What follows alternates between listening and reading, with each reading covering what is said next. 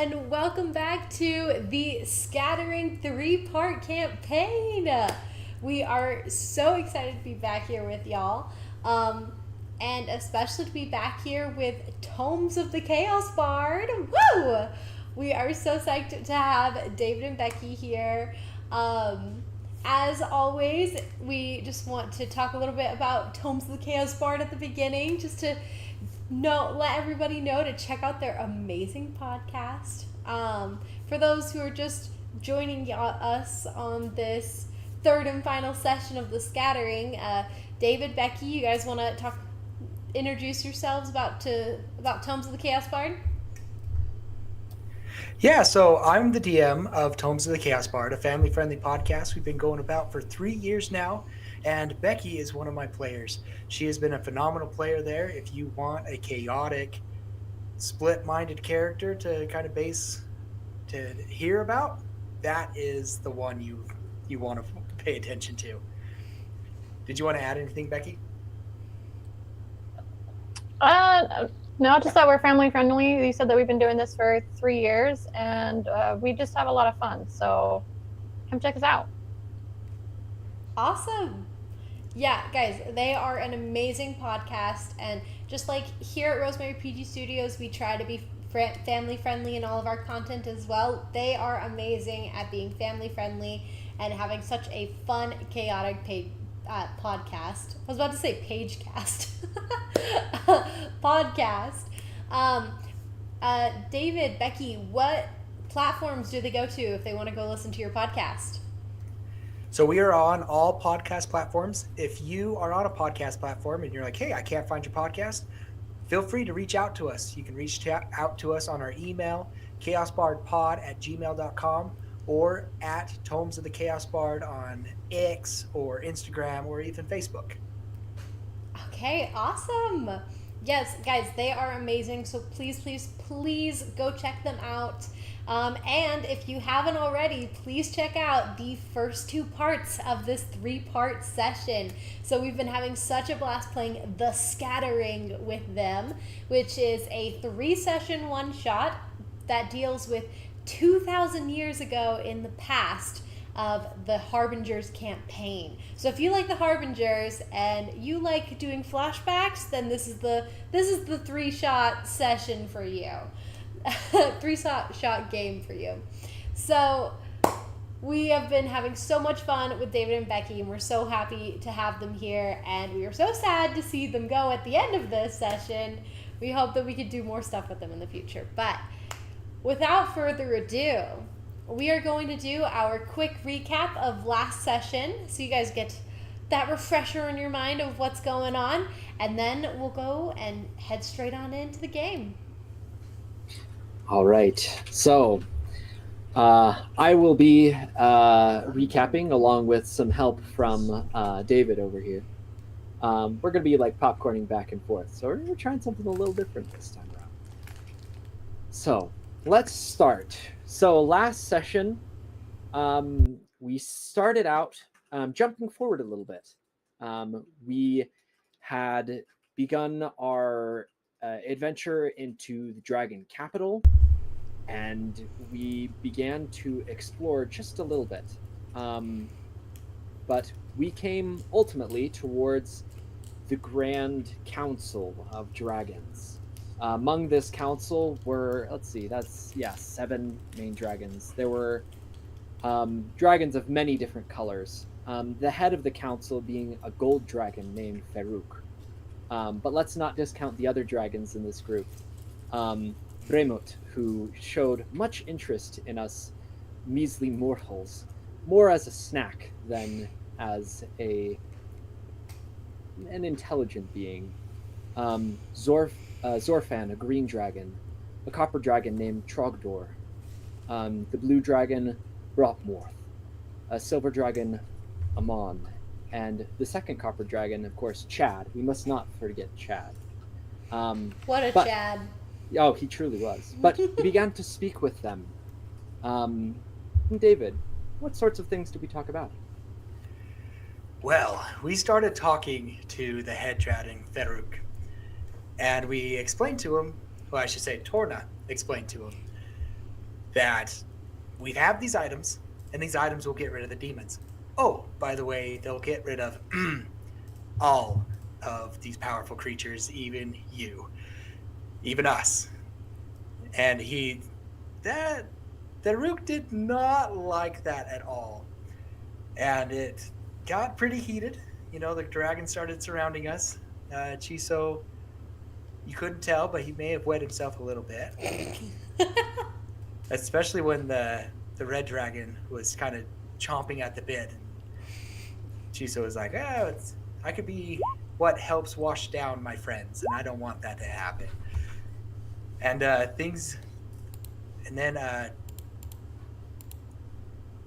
now I just drew a blank. You got it?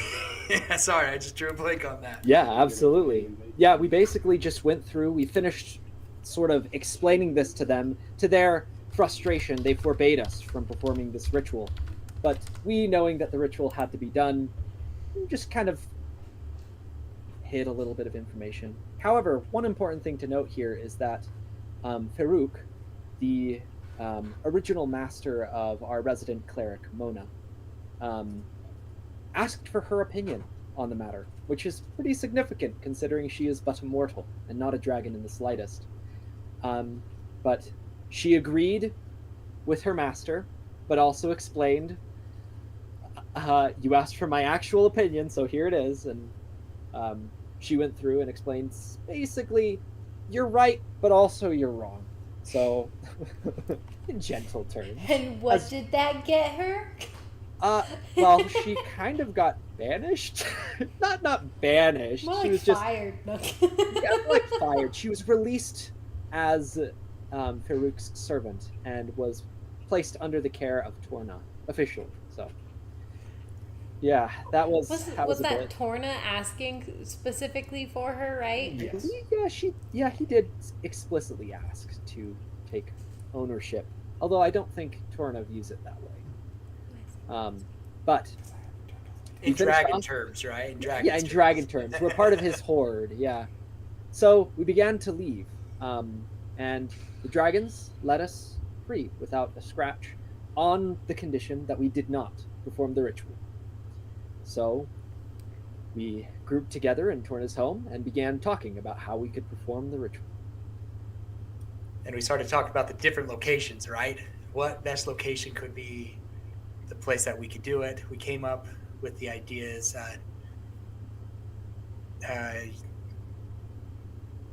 Caecian, there we go, decided to pull out his paintings, and he was doing his little paintings, and we were having this discussion of how do we go behind the dragon's back without them necessarily knowing, but they know. And that was an interesting conversations. I really enjoyed those. Then we got into actually coming up with a plan, which Chiso was able to reach out to Wei. And Wei and him came up with an idea that if we kind of started, and a couple other people mentioned, let's start rumors.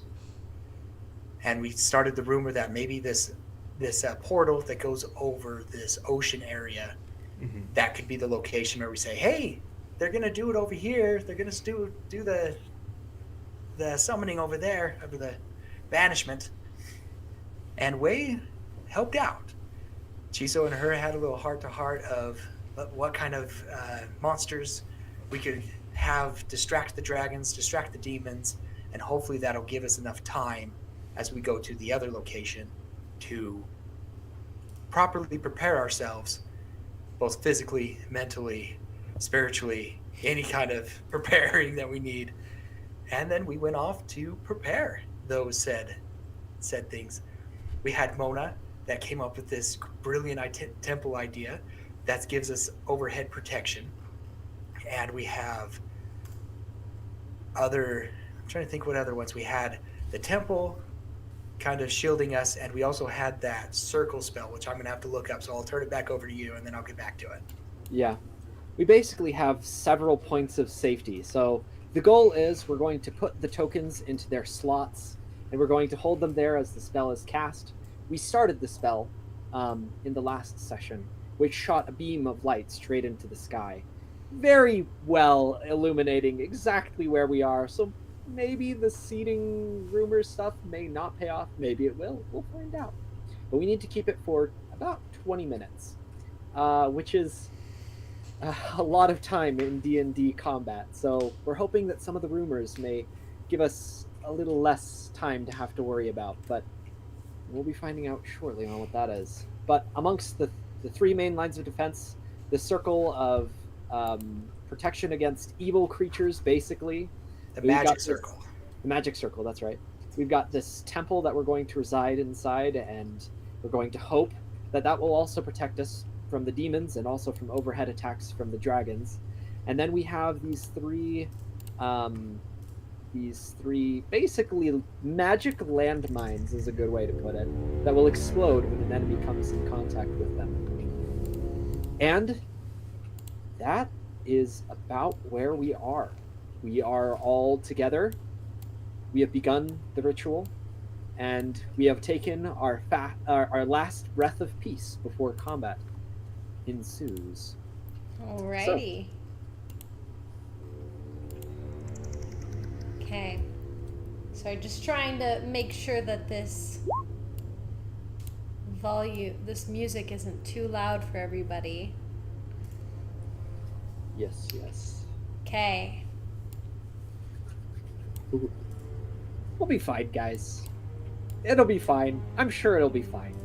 Yeah.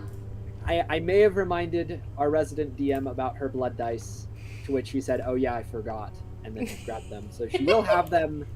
I'll be expecting to fill this box in pretty readily throughout the combat, but it's okay. Maybe We might live. I don't know. We're heroes. There we Our go. goal is to save the world, not inherently to live. Yeah, Except let's Caecian, see what I guess. happens Just for kinda the live for his scattering family tonight, where we finally find out how it all goes down. Or I guess we get to see how it all goes down. Alrighty. And with that, as you all have finally finished your preparations and begun the ritual, each of the tokens of the Harbingers are hovering in the air at the points that you release them around in this circle. They all are slightly pulsating with this purplish hue as they seem to all begin to converge upon this little purple circle icon that I put in the middle here, as they all seem to be slowly converging towards this point. And you guys know that you need to make sure that they get to this point all together in order for the spell to be completed. So, as you begun the spell, you remembered distinctly that a beacon light shot up into the sky, coming from the active elemental or planar portal over here, and is now bursting into the clouds, tainting them with this purplish glow. You know that the enemy is on their way. So, better be prepared enough. That was the idea. Yep, that's the hope.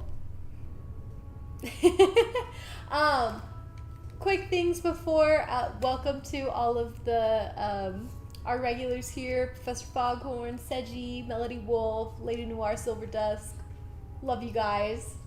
Also, keep throwing your comments into the chat because loving them and they can influence the story. I do want to say Silver Dusk commented about the cat in the background on Becky's image. Yes, I'll give her inspiration for that. We need it. We need it. We need as much inspiration as possible. Yes, please. As for the giant monstrous avatar state koi, those will be at the water portal, but since we're not there, we don't get to see them. We'll just know they're there. Alrighty. Very good. I think Caecian is sort of like a last minute thing. Like as the spell starts, he just kind of calls out. He says, "Well, it seems as though it has started, but I just wanted to clarify. I have, well, if anything happens to any of us. I have enjoyed our time together. Just remember that. If things go south, we must do everything to try and finish this ritual. Our lives come secondary to this. Make it sound like we're going to fail this. And she's saying this as she's like strapping a dagger to her side. She's got like a boomerang in her in a holster on her back, and she's holding her staff. You sound like the perfect bride for Sokka. Actually, Caecian shrugs. He says, "Just in case, if worst comes to worst. But I do not plan to die, and I don't plan to let any of you die either. Watch each other's backs." Of course we will. We are the great heroes here. We will prove to this land that we can banish anybody, and they can grow and develop on their own thoughts and destinies. Caecian nods. He kind of stretches a short smile. It's like, okay, very good. Silverdust, dang, the echo makes him sound more epic. Alrighty. So you guys do have a couple more like minutes before you believe that anyone will be arriving. You do feel this deep sense of foreboding. Torna, in particular, you feel as if something's watching you, but not necessarily a bad presence, like a bad something. All right.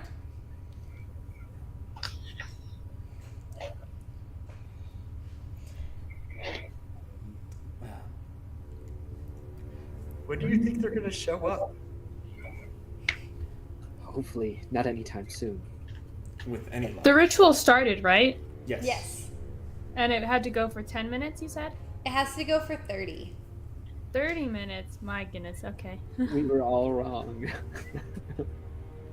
I said 20. I think technically it's like an hour, but they weren't going to show up until the last like 30 to 20 or something. I think it was 30 minutes, and they 30 weren't going to show up minutes? until The last. originally it was like the last 10, and then we were hoping to buy some more time. Yeah. They could show up at the last 5. Like, I mean, like, or like. I mean, you know. it depends on how many rounds we end up fighting for. So we'll fudge the time a little bit. That's okay. If the rounds are exactly 6 seconds, then Yeah, we'll be fine. Can you let us know how much time is left on The the clock. ritual when and if, who knows, our rumors could have worked flawlessly. No one might show up, okay? Yeah, we don't know. You don't know. They might not, but if they do, could you let us know how much time is left? Oh yeah. Thanks. Right now the time's ticking. the stress is building. Mm-hmm. Just like rolling on our ankles. We're just like, yep. Yeah, that sounds good. Okay. Are we able to like let the tokens go and sort of like go outside? Or do we have to be holding them as they're going in? No, they're already lifted and levitated out of your They're hands. lifted and levitated. Okay. Just wanted to double check. They're doing their own thing. Okay. In that case, Caecian will begin moving he'll move towards the door and basically just motion for anyone else to follow him. He's like, all right, we should keep an eye on the skies together. Anyone who's able. Until Yes, sir. Is there roof access in this temple here? nice. If not, we'll have to fly up or something. Spell checking. That's a Mona question. Yeah. Sorry. Spell checking. If anyone had requested that while she was making the portal, there'd be a ladder outside Yeah. on the side of the building, but that'd be it. She wouldn't make Yep. anything that allowed people to enter in from above. Okay. Yeah, that makes Then sense. Yeah. Torna is also headed towards the door. Okay. You know that the circle of power around there is currently keeping demons out, or fiends out. Very good. That's what it is. Okay. Good.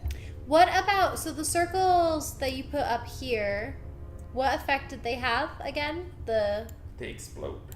They do explode. They explodey. If a enemy, the exact distinction is up to Mona, but if trigger happens, then they explode in like a 20-foot radius and deal damage to all creatures within that radius. They make like a Okay. dex save, I believe. You hear an explosion. Oh no. Roll for initiative. Oh, I'm glad. Just Very imagine good. sitting here for an hour as we're just like, have they showed up yet? No. 15 minutes have passed.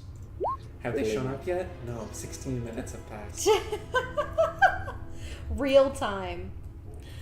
No, I'm gonna say you guys that were trying to head out, you will have made it out. Okay. You can get yourselves out of the building.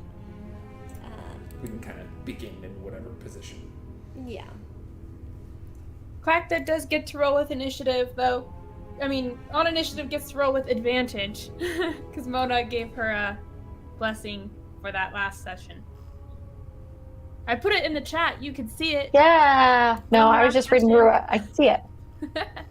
Wait, we all get advantage? No, only Tlachtga does. That only goes to 1. Ah.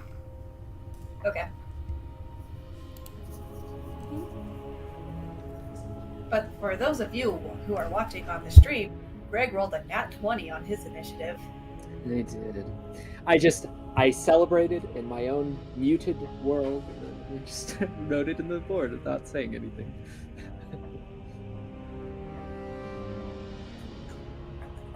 Fighter with advantage. Now that's something. Or a fighter with an extra turn. Now that's something to behold.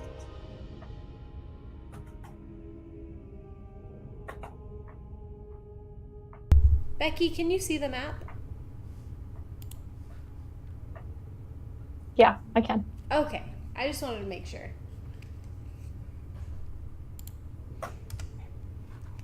Okay, Emily, for anyone that was in that trigger range, it's in a 20-foot radius sphere, and they need to make a dexterity saving throw, and any creature,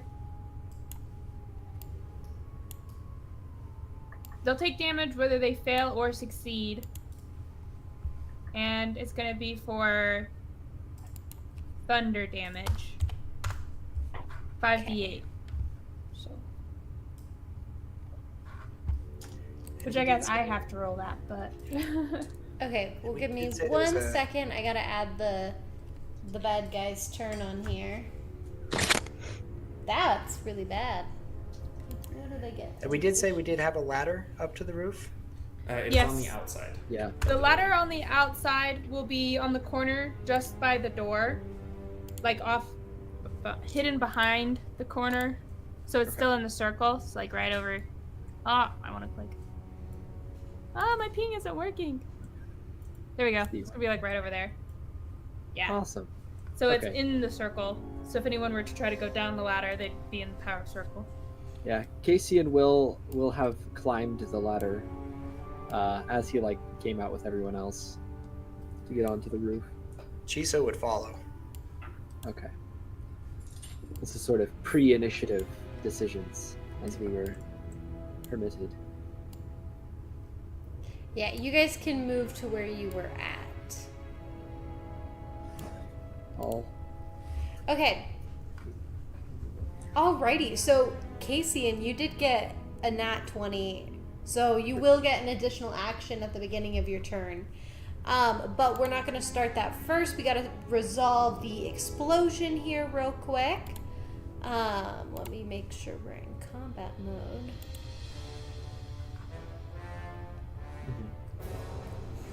Okay. Alrighty. So remind me again about the explosion. So, She wouldn't have it trigger right when they entered the 20-foot radius. It would have been like when they got within. Yeah, someone's like stepped right over it.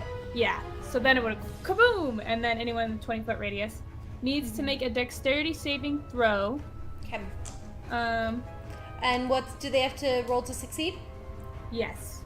Well, no. What? Oh, what do they need to roll? Yeah. I'm sorry.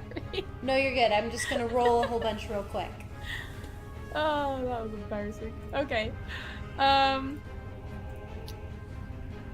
16. Okay. One succeeded. Another succeeded. Fail. Fail. Fail. Succeed. So half of them succeeded and the other half didn't. So it's 24 thunder damage on a fail, 12 on a successful. Okay.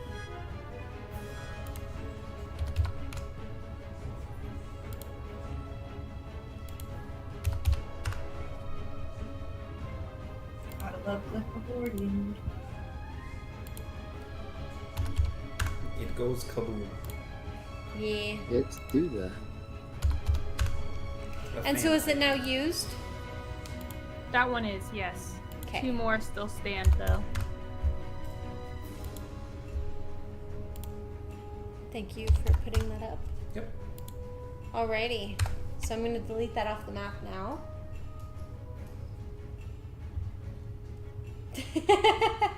Love the combat. Happy Chiso. I love that. Welcome to the stream, Lost Tribes Gaming. Happy to have you here. Thanks for joining.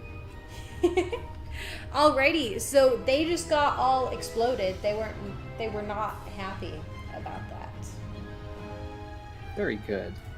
Alrighty, so we start initiative on Caecian's turn. Okay. Bonus action. Yes. Well, Extra action. another action, an additional. A bonus regular action. Yes. Not to be confused with the bonus action. Just make it as confusing as possible Yeah. for us. So Caecian, he is able to see what he can see. That has been the consistent rule. So he sees at least 5 demons over here. And so Caecian, he sort of, this whole time he's been like resolute and just watching everywhere. So he watches as these demons come in and are exploded. He sort of puts up his shield to block any of the rubble flying towards him. And then he calls out to the rest of the party, I see 5 demons in the high rocky area to the right. And he's going to, let's see. He can hit them from here probably. Yeah, he can. Well, so technically there are like walls of this temple. So if you were He is on outside. top- He is on top of the, Yeah, he is top outside. of the building. Oh, on top of the building. Yes. Okay, yeah. Yeah. I'd say yeah. You can. Yeah. You can see that. So he. Oh, that's why you calls the that little out. tower icon next to yourself. Yes, There we go. yes. That's a good idea. Chiso's on top too. Yeah, Okay, yeah. I want to put the tower if you can find it. You just right click him. It's the very bottom. It's like the condition indicator, and you can scroll down, and you should be able to find it. But for Caecian's turn,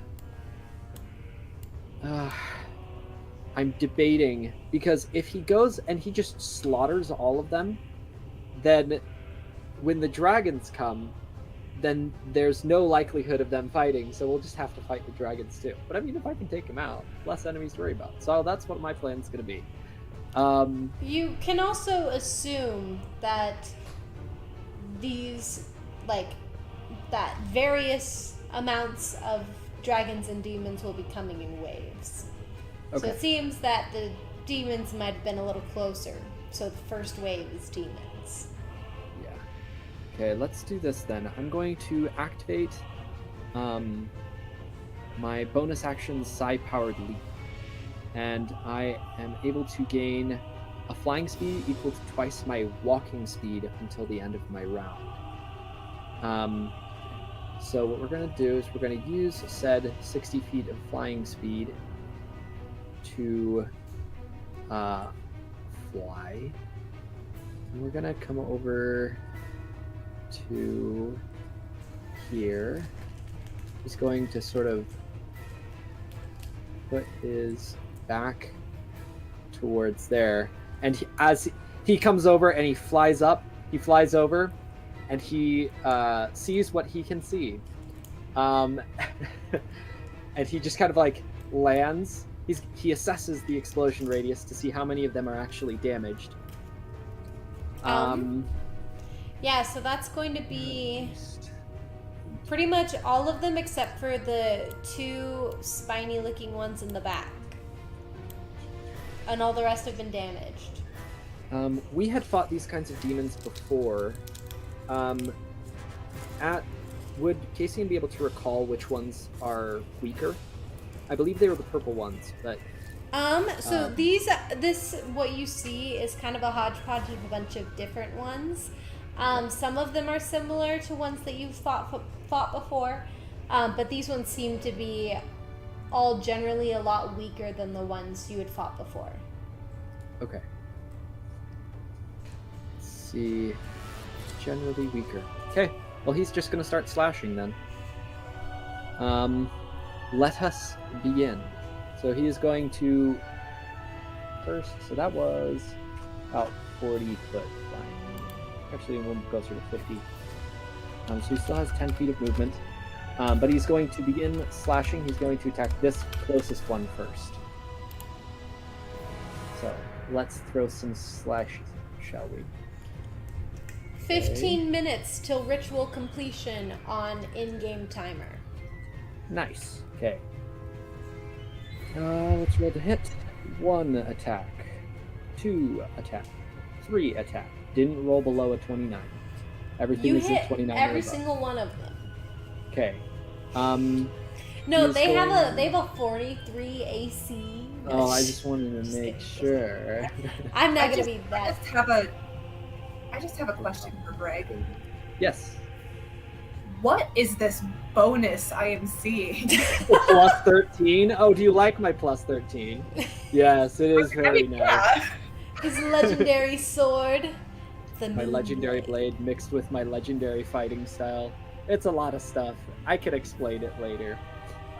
So, we're going to slash. We're going to use my bonus, my increased damage, so that's 30 points for the first slash against this demon. 30 points of damage? Yes. Okay. If that doesn't kill him, then I will keep slashing him. Yeah, If it it does does. not kill him yet. Okay, so slash number 2.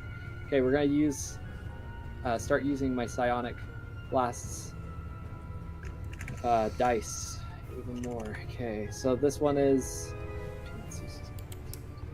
21 points of damage. Alrighty. He looks very close to death. Okay, one last slash. That is 16. I won't use my die because he seems close to death. 16. Okay. How do you do this? He gets just slain.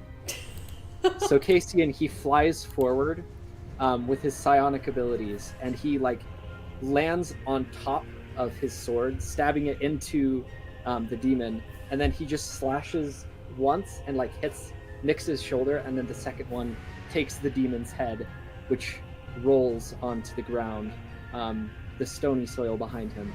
And then Caecian, without blinking, will use the rest of his movement on his turn to move towards this one and start attacking him with his second action. Oh my goodness. Okay. I love having 2 actions. I get 6 attacks this turn. That's when you nat 20.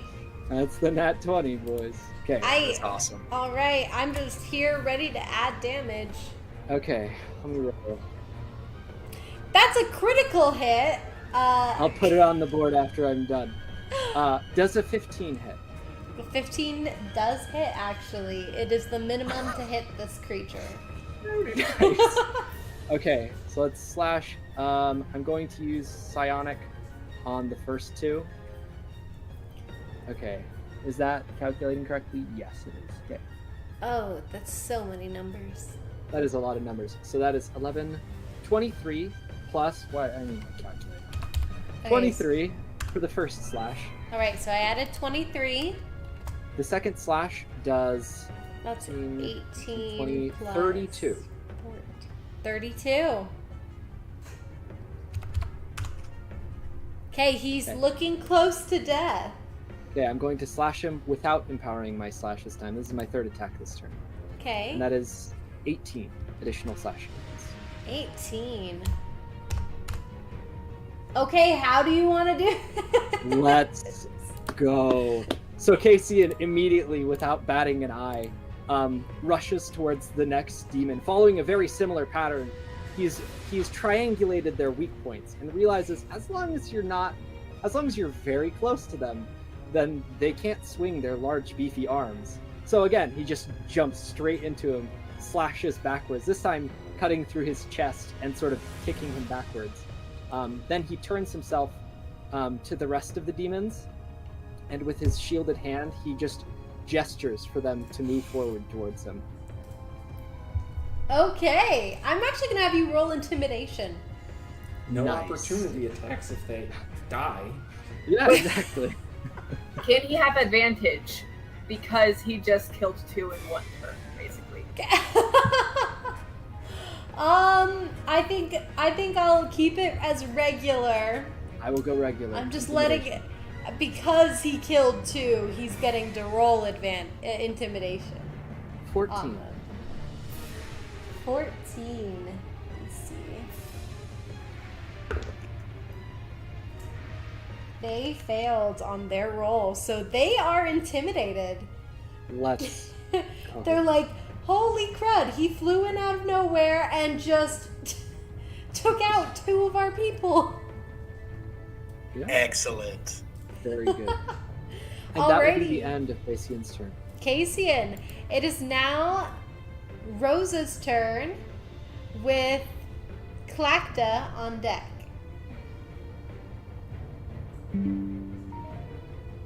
All right. So I kind of imagine this as before like the fighting is starting, Rosa's just like clicking through the spells on her staff, like to see what there is, almost like one of those multicolored pens. And then there's the explosion, and I can see 5. It's like, oh, okay. Let's see. Yeah. Let's see. 10, 15, 20, 25. So yeah, she's just gonna come outside. And so sorry if you can hear my computer. No, it's the magic preparing to be cast. Exactly, the build-up. Alright.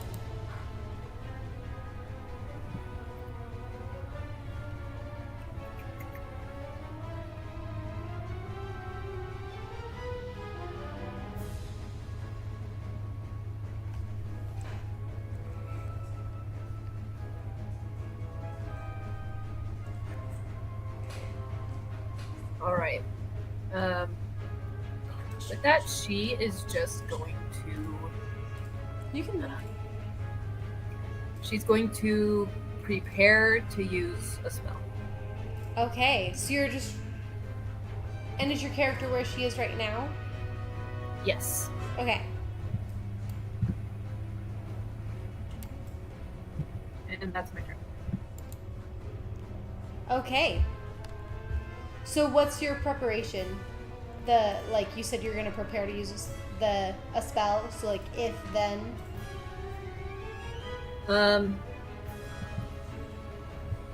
If so there's 2 if thens.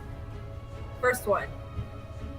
If a creature uses a long range attack at her, then she will use shield. But if they come within 60 feet in front of her, she's going to prepare to use the spell Prismatic Spray. Okay. kind of like an either or. Yes. Okay. Alrighty, so you are now prepped. Tlachtga, it is your turn with Mona on deck.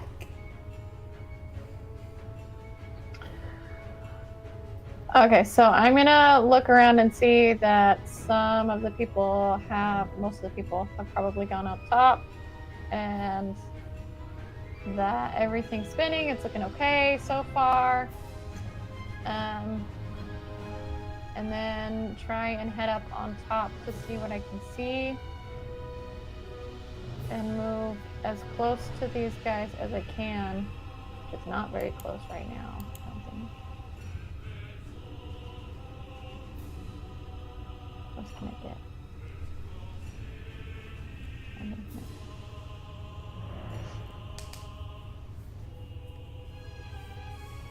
I don't want to get too close to that portal though. Don't want to get sucked into the portal. Yeah, no. You feel like a faint breeze kind of coming into the portal, but nothing terribly strong right now. Okay.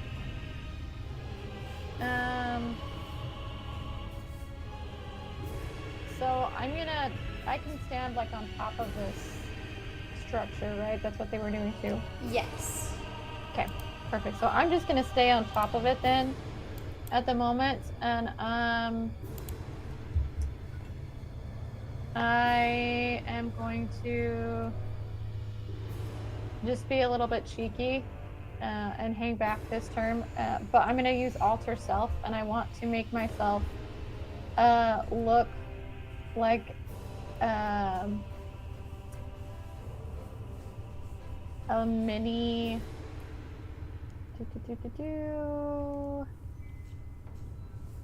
what's it called? I want to look like a mini Torna.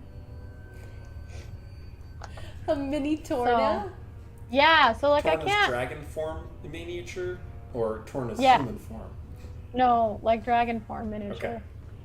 Because there is a limitation. Like I can do like weight and stuff like that, and I can make my voice and stuff like that change and whatever. So I just kind of want to basically change myself into like a mini dragon and just go Okay, I love this. to like be funny. And that's what I'm gonna do this time. There's not a whole lot that I can do because I can't get my movement all the way over there, but yeah, so I'm gonna sit where I'm sitting. Okay, awesome. Alrighty. Now we have a little mini dragon Becky. Alright, Mona, it is your turn with Torna on deck. Okay, first off, there was how many vestiges? Not vestiges. Tokens? Tokens.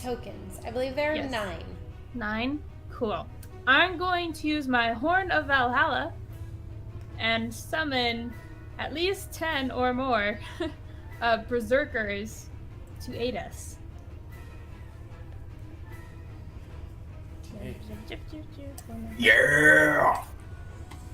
The Berserker boys. The indomitable spirit of humanity.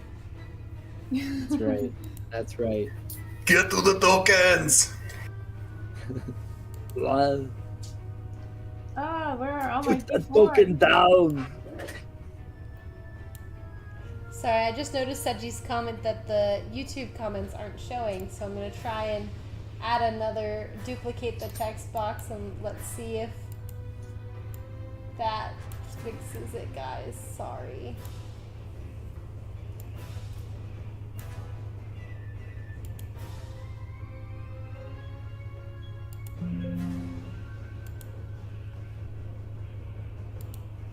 Maybe it fixed it?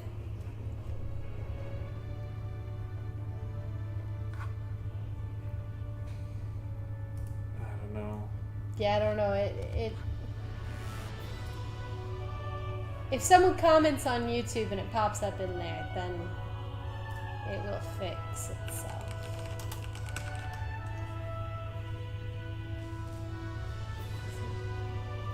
Thanks, Quantum Leap. Ah. I'm sorry, guys. I don't know what's going on with the chat box. Why Again. is it we have to have at least one time where there's a technical difficulty. Yeah. Every Has to happen. single time. At least it's Has this to one. happen. I think it could be something significant. It That's could true. be. It could be worse. What I could do. Worse. I'm gonna delete the chat box again. We're gonna add it again. I apologize, everybody.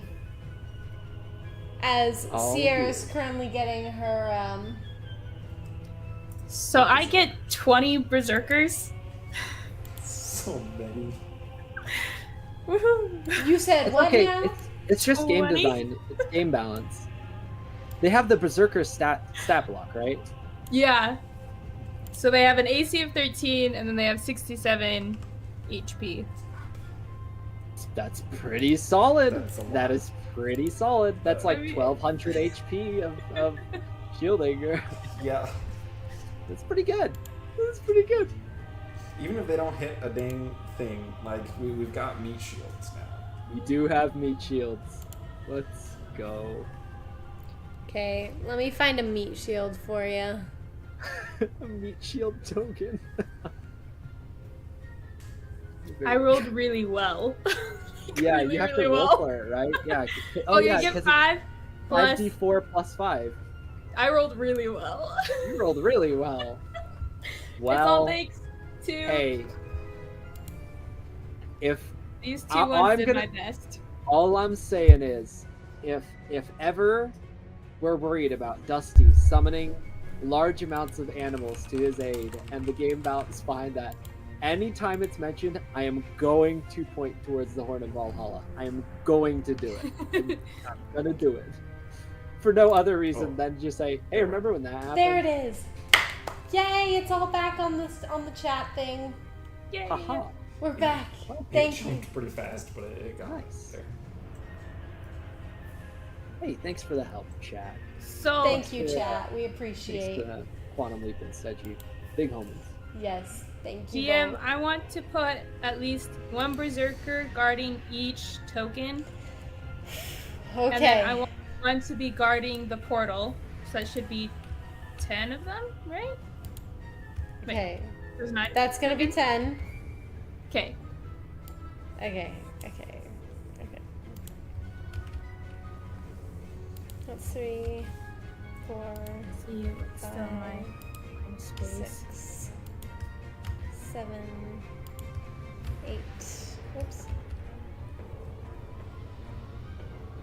One right here, guarding the portal. And right there, 9. Cool. And then there's gonna be one by the door Okay. over here, and then there's gonna be one on the outside by the ladder. Okay. We got 8 more.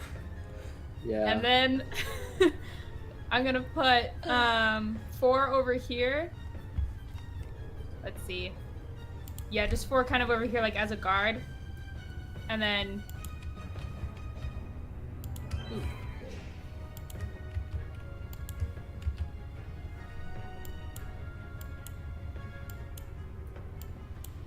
Yes, these are. I mean, Got a plan. according to the item's description, they are like human spirits, Mhm. warrior spirits. Yeah. Who are responding to the call. So we'll just say that canonically, these 20 people have been waiting for this moment, and they're like, Their finally, entire lives. in death, we are able to help save the world. Yeah. So These are all people who've been hurt by the demons and the dragons, and they want to get their revenge. anyway, they can. Then there's gonna be 4 over here, but they just can't be in this area. Okay. Can't be within that 20-foot range. Yeah. As long as they're not within 20 feet of it, there will be 4. Okay. I just tossed them right over there. You have the power to move them around too. So Oh, you can cool. move them. Yeah, so move them wherever you want them. I just threw them on the board for you. Thank you. You're welcome. And then she's gonna use her movement, my movement, to get about. Wait, that was too far.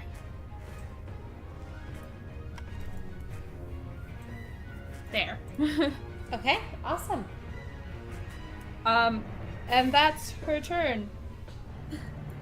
Nice. Alrighty, Torna, it is your turn with Chiso on deck.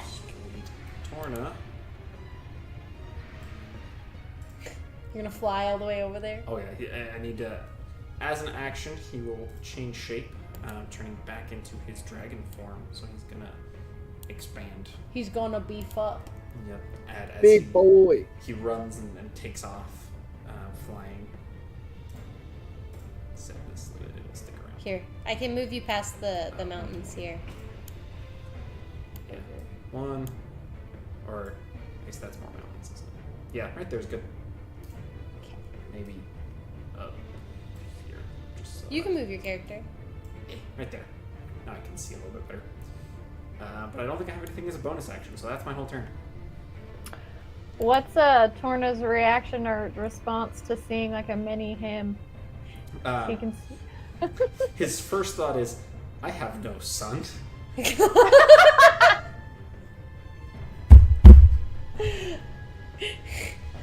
You are no son of mine. Torna having a midlife crisis. Wait, am I a dad? No, he's not. At least he didn't think he was. Yeah, up until this moment, there was no question. And then, after that, He probably realizes that it's that it's Becky. a shape change. Or that it's magic. Yeah. He's like, I see. But there's a moment of panic. It's like, wait a minute. Probably like that dang Faye. Making me think I had a kid. All right, Chiso, you're up with the bad guys up next.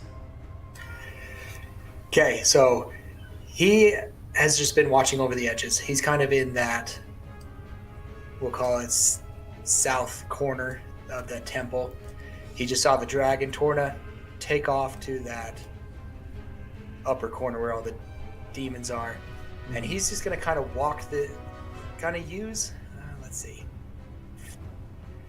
Pretty much he's going to be like, okay, I think they got it taken care of. He's worried about anybody trying to get into the totems.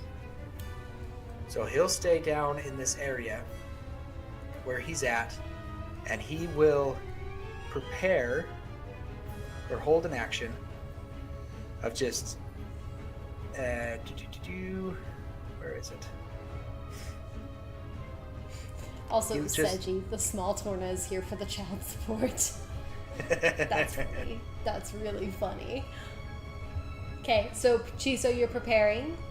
Yeah, he'll just hold a rapier action just in case somebody comes over to on top of his area. Okay, awesome. And that'll Alrighty. be my turn. All right, your turn. It is now the Bee Gees' turn. Oh no. Man, I'm learning a whole bunch of like Adobe InDesign and stuff, so I keep thinking that I can just press the space bar and click and drag in order to move around here, and I can't. If only. It If is only real with that quick. simple. Yeah, I've also been playing Baldur's Gate, so I keep trying to put my fingers on the WASD keys and thinking that'll also move me around. So my hands are all over the keyboard and not doing anything. Press the space bar doesn't work. Keys doesn't work. I could have. That's. Yeah. So if I'm a little glitchy on the screen of moving it around, that's what's happening.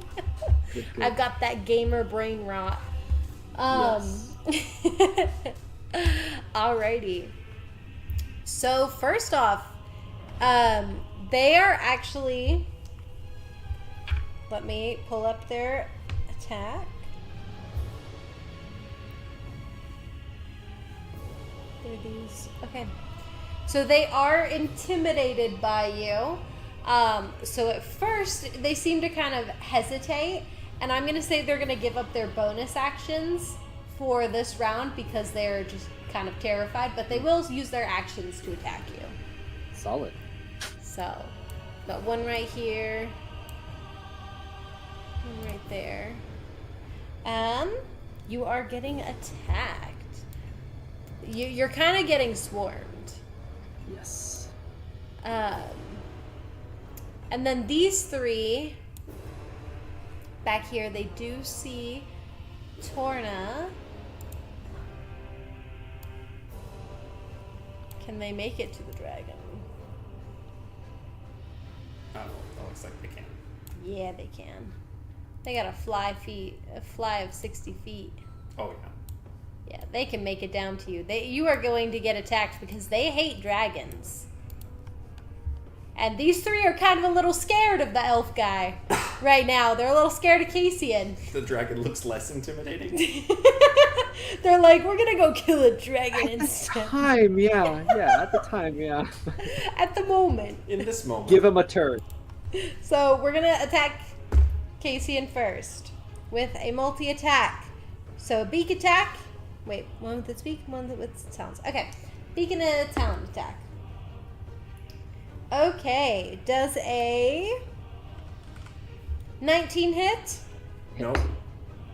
No, on him. On him. Sorry. Sorry. My bad. Hit. Okay, so then this one also hits. So that one's for the first demon. That one hits. That one's a nat 20. I'll put it on the board. Okay, that one misses. Oh, and that one was a natural 1. Okay. I'll put it on the board. All right, so one of them just is completely, really, like, shaken by you, and so misses both of them. But then the other two do get 2 attacks on you, and one of them is a critical success. So we're gonna roll for damage real quick. Double damage. Okay, so the first attack, I'm just gonna pool up the damage from each individual one. Yeah, just give me a block. I don't have Okay. resistances, so. Yeah, so for the first demon, he does 4, 5, 6, 7, 8, 9, plus 3, that's 12, plus an additional 3, that's 15? Yeah? So 15 points of damage from the first demon. Very Okay. good. That takes my temporary HP, so it's like a glowing barrier subsides and shatters around 15. There we go. Okay, so then the next attack does 2d10 instead of 2d6. So that's 8, 9, 10. So it's 13. And then the critical is, so if that's an 11, so it's 22 on top of 13. So that's going to be 35 plus 3 is 38. 38 points of damage to you. Correct. Okay. Very solid hit. There we go. That's what you get with a critical success. Yeah, I was my- dealing that sort of damage without the crits, so. Yeah, Just exactly. My blood dice is balanced. It rolled me a 20 and a 1. There yeah, we go. I suppose so. I'll give the blood dice this one. I'll give it this. Give them just this one. All right, now they're gonna attack you, Torna. Let's see if they hit. Okay. What's your AC? 20. 20. 2-0. That one misses. That one just barely hits. Okay. Okay, so for the second dude, miss. Hits. Third dude, miss. Miss. Okay, so you get 2 hits on you. 2 claws, I think. Yeah, I think it was 2 claws. Okay, so that's 9, 10, 11, 12, 13, 14, 15, 16 points of damage from the first dude. And then from the second dude, that is 13 points of damage. As they come and they start trying to claw at you, but your scales are thick and tough, and you have all these carved protection runes into your scales. So Yeah, I'm big and tough. Woo. yeah, big and tough dragon. That's me, big and tough. Alrighty.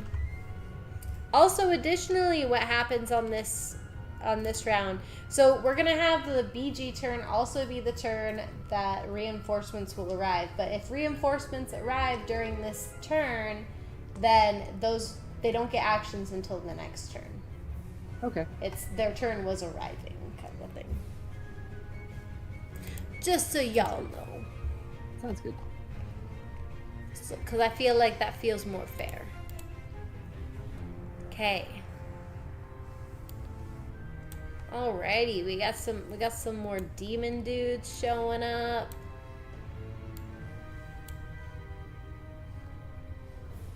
Okay.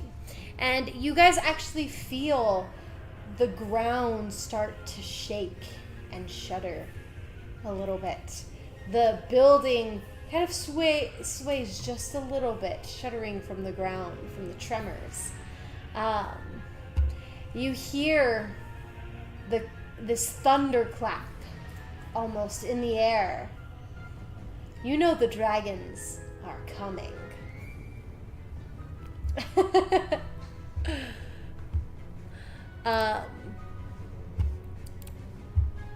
Where'd they go? Where'd my monster go? We're gonna throw some. Where'd they go? More tokens. More tokens. As they fly above the area.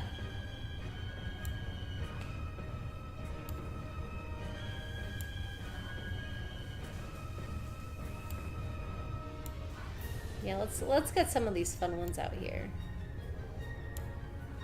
We like fun tokens. Yeah. Fun one, she says. Yeah, let's get some fun ones out. As it seems some Yippee. dragons are now arriving to the scene. I gotta make them the size that they're supposed to be real quick. How entertaining. So fun. So I'm fun. so excited for the situation Woo. we're about to partake in. How remarkable. And Sierra, does your thing go off? Your explosion. If they land on it. They land. If they're close enough, Yeah, they're just good. Yeah, Are I'd they say they're landing? like right over it. Okay, if they're right over it, then yes, it would go kaboom! Bigger. Okay, so they all have to make dex saves? Yes.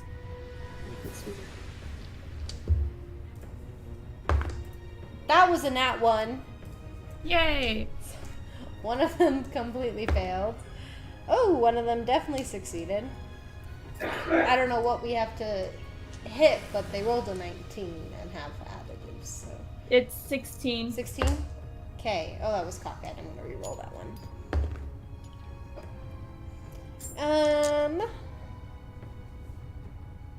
No, that one just barely fails. That one fails.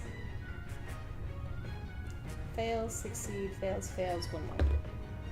That one succeeds. Okay, so how much damage is it? 1 second. Oh, we're 20. here. 28 if they failed, and then 14. 14, yeah. 14. Okay. So all but 2 of them failed. Woohoo! I'm surprised. That blood dice was on your side. Woohoo! So far, reminding her of it is working out for us. Exactly. Apparently, there we go. apparently, the reminder, yeah, it weakened it somehow. This You gotta is keep that because in this mind is for the the blood future. dice of 2,000 springs past. This is Oh, the blood that's dice. right. Before it had attained its true power. Yes. Awesome. Exactly. The scattering, all of the great beings being That's what cast it out is. gets thrust into the Into the die. blood dice. That's what it is. That's the true purpose. of The scattering. combined power. That's why it's so strong. It's all making canonical sense. There we go. So right now they're just regular dice. That's what I'm hearing. Yeah, I guess. Half on our side, it seems. Alrighty, so that was the bad guy turn. You blew up some dragons, Mona. Alrighty, it is now Caecian's turn. Okay, so the 6 dragons seconds have land. passed. Wow. Yes, that is 6 seconds. Very good. Canonically. Yeah. We're warping time a bit. Don't worry. Oh, okay, I'm glad. Kobe's yeah, just the trying to be a dragons- funny guy. I'm just being funny. Yeah. Yeah, it's a funny man with the funny jokes. Oh yeah. I'm By the way, laughing for so people who hard. haven't been watching the stream, Kobe's my husband. He's playing Torna. Yes. Yeah, I'm also Just- here. Just flexing, by the way. Yeah. Just flexing. Flexing her husband, it's fine. So I see these dragons land. I also see these demons moving forward. I'm going to call out on my turn as I get ready to attack again. The dragons have arrived. I call it out, just my voice booming across the chasm. And then I'm going to attack someone. There we go. Rats. That Fight, means I came fight. to the wrong side of the map. Were you wanting to hit the dragons? Probably. Yeah. Probably. Well, you're getting some demons right now. Yeah. I got move speed. I'll make it. Yeah, it'll be fine. Okay. It's not a Okay. scattering, but rather a gathering. Yeah, that's true. Oh. The gathering. It And was then a he's linger scattering. longer.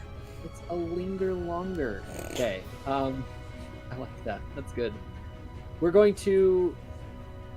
I really want to save stuff for when I'm fighting dragons. So, I'm going to activate my Moonblade's effect. So, by reducing the positives to my attacks, I am able to instead add that total to my AC. So, I reduce my blade to become a plus. Well, we'll go +1, so I have some bonuses for these attacks, Okay. and it will increase my AC by the same amount. So my AC will be increased by 2. Okay. Very good. But then I will start slashing. Also, I see in the chat Melody Wolf saying cat in the background, inspiration for Tlachtga. I would say yes, but she hasn't used her previous inspirations, so Yes. she's got to Unfortunate. use it first before she gets more. Oh, I see. I see. Okay, we're gonna have. But if she Caecian- uses it and the cat shows up again, she'll get inspiration. Here, kitty, kitty, kitty, kitty, kitty, kitty. Come on, buddy. Okay. You can So- take her, David. I'm going to attack this one in the front, and I will be using my extra psionic damage for the first attack. The rest will not have it. So, Okay. in total, the first attack is 23 damage. Well, 22 to hit, 23 damage. Okay, 23 damage. You hit him. Okay, the second one is 12 damage. It was a 17 hit.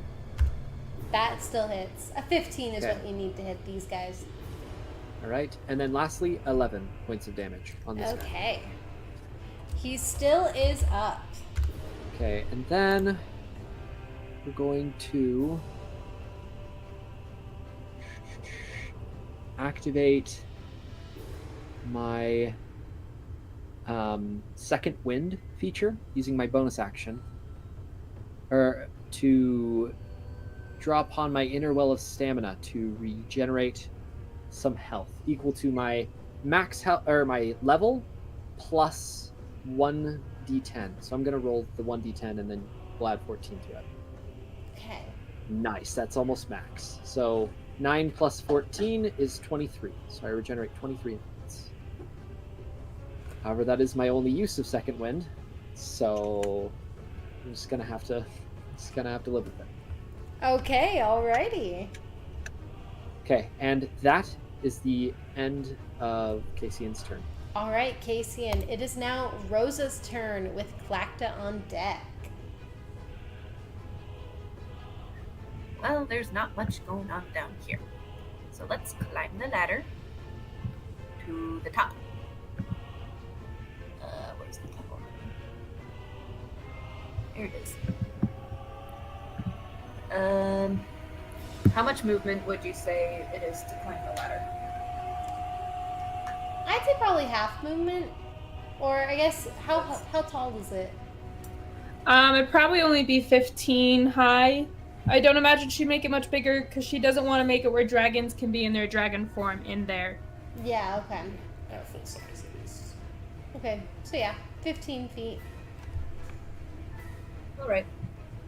So 15, 1, 25, 30. We go about right there. This is probably not within range. Zooming out a lot here, just to get the dragon frame. Yes, now we can see them coming. Yeah, now you see all the dragons coming in. That beacon is catcalling them. Yeah, that is not far enough for that spell. We need to put that under a bushel.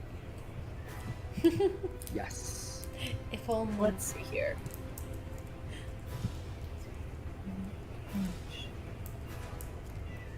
Oh, maybe. Or.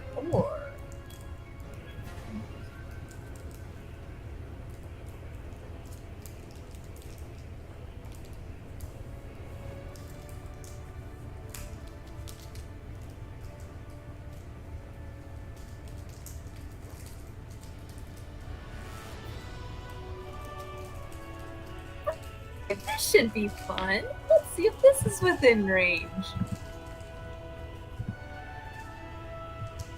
Oh, that is definitely within range, I do believe.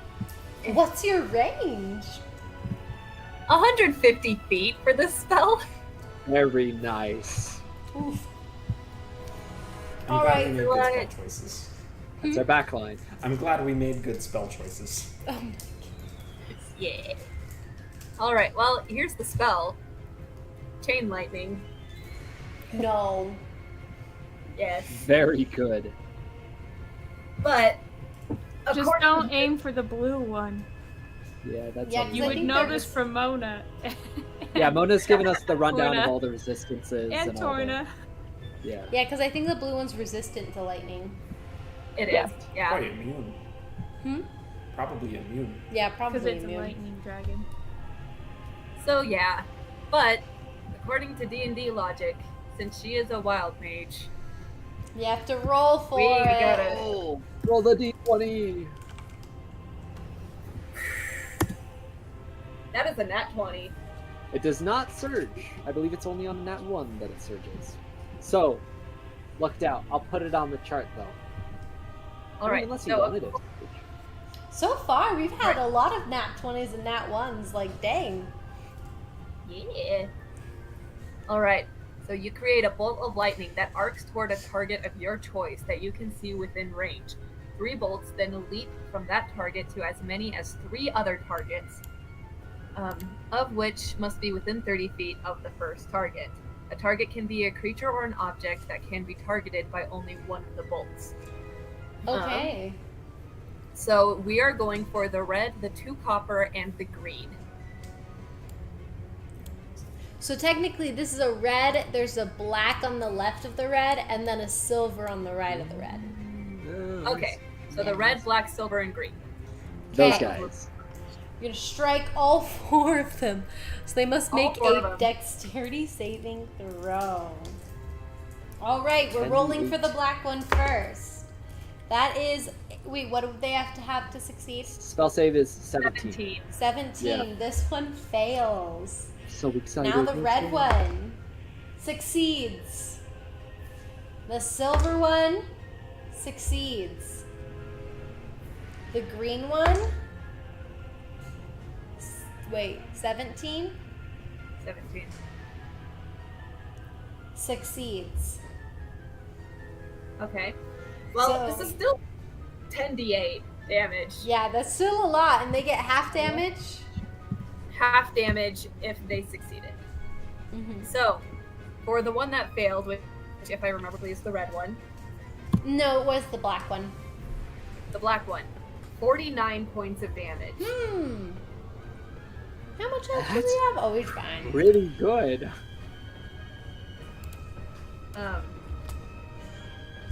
And for those that succeeded, that's 24, I do believe.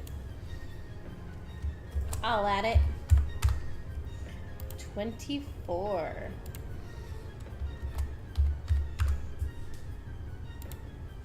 That's an ouch for sure. That is an ouch. But as she's like, she climbs on top, sees the dragons, like prepares the spell in her hand, just goes, "Here comes the thunder!" and like sends it off. I love this. Can't think too much of that. We'll get copyright struck. Oh That's my dangerous. goodness. Okay. Alrighty, and that's your turn? Yes. Alright, Tlachtga, it's your turn with Mona on deck. Okay, so I am gonna move farther over here to the edge of the building. Okay. If I can, just because I like to play with fire.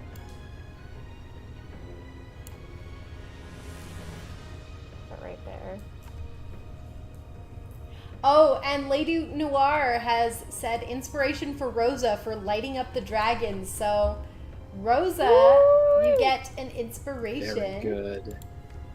She'll find out when she gets back. Yeah, when she gets back from wherever she went. Yeah. Okay, and then I want to cast Moonbeam on the dragons. It has a range. It's a 5-foot sphere, but the casting range is 120 feet. Okay. So I want to do it over here on the dragon. Which dragon? I want to put it between the black and the red dragon. Okay. So I can hit either one of them or both of them. Yeah, it's a 5-foot radius sphere, so if they're Yeah. within 5 feet of each other, it should be able to hit both of them. Yeah, it should be able to hit Okay, both of so them. 5-foot radius sphere. Yeah, Mhm. or rather cylinder, so it's like straight up and down. Straight It's up, 40 yeah, foot because it high. goes 40 foot high.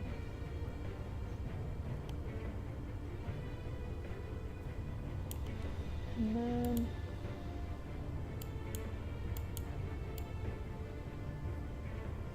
It's like right there. yeah, Perfect. so they have to make a Constitution saving throw of 16.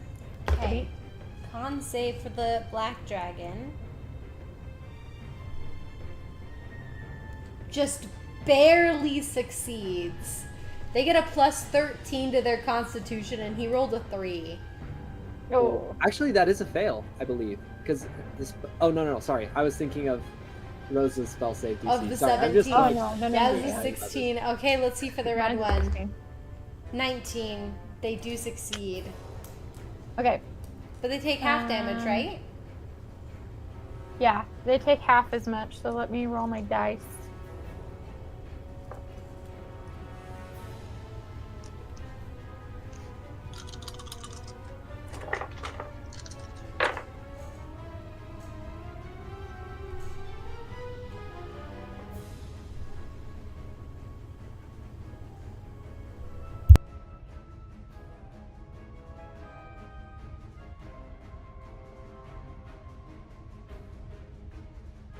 Okay.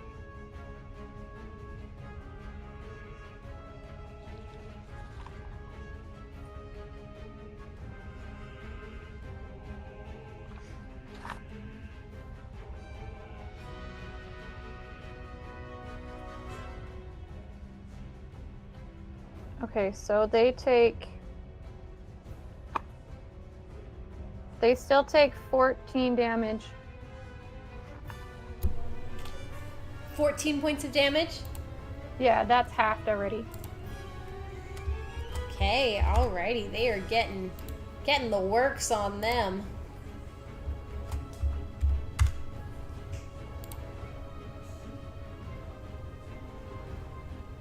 Alrighty, anything else for your turn? No, that's it. I still look like a little dragon, though, so I think it's funny. I love it, just a little baby dragon on the roof. Some of them do seem a little confused when they see you at first. At least the red one in particular. He has the same moment of Torna of Oh no! Wait a second! All right, Mona with Torna on deck. Ah, okay. Mona is going to move. That's pretty much going to be her turn. But, let's see. Yeah, okay. She's going to just be chilling by the door with her buddy. What? Oh well, she's somewhere over there. She's gonna be holding her action that if anybody she doesn't know, anybody that's not on this team comes in through the door, she's gonna smack them with her sword. Okay. So she's just holding her action, but her army men are gonna do something else.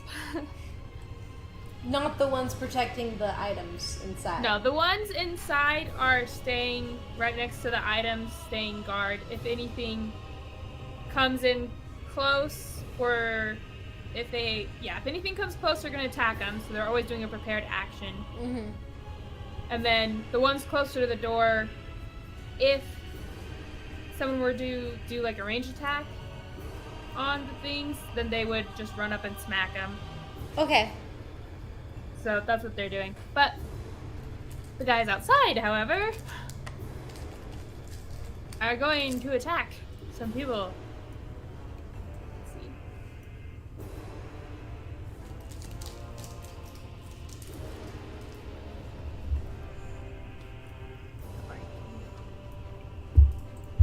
Okay, so I'll go here. Ah, I can't actually see what's behind this black thing, so... Oh, Tell me if okay. I'm standing on anyone. let me give this one sight for you. I don't know if they are. You're actually in like the perfect spot. If you move like one tile to the left, that would give you a flanking bonus. Can you see now? He can't go one more. Yes, I can. You sadly can't go any further. Sorry, Greg. You could go right here, and then you'd have a flanking bonus against this purple dude. I Which got is- more people, so it's okay. Oh, even better. Okay. They'll make Also, it. Don't worry. yeah, we'll get there. We'll get there. Here you go. Here you go. Nice. Caecian just sees all these people begin funneling in next to him, and he's like, "What?" But then they are fighting the demons, so I mean, Just start attacking them. Okay. it's fine. See, they get a +5 to hit. Let's see if they can hit anything. See, there's 4 over there. And then only one of them gets flanking. Is that correct? That looks correct. Yes. Okay, I'm gonna say. Those This poor guy's flanking. demons. They're just being all surrounded. Well, okay. No, that was good. So for the purple one that's being flanked, 23 to hit, and then the purple one again from the one by Caecian is 14 to hit, You need a 15 to hit. so he misses. And then the one on the far side of Caecian, he misses. He got a 12. And then this guy right here, he rolled 16. So he hits. So you got 2 hits. Yay! Not too shabby. Caecian like positions his shield near the footing of the demon. When he tries to duck out of the way, I just like his foot just stops. So he's like, "What?" And that's it. So the That is purple the advantage. takes 13 points of slashing. Yes. Okay. And then the other one that got hit, I think that was this one? Yeah, the one down here. Yes. Okay. He takes 11 points of damage. Alrighty. My little army people. Okay, that's that for.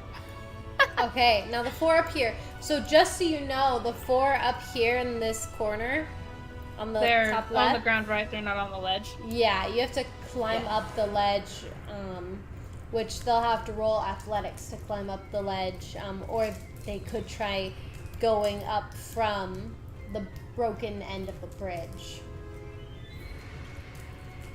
No, they're not gonna do that.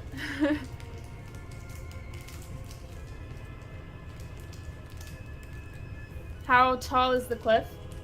The cliff is like 30 feet up. Okay, so all of them are going to go up to the edge, and they're gonna hide in the shadow and cover under the Oh, rocky okay. edge, and they're all gonna hide.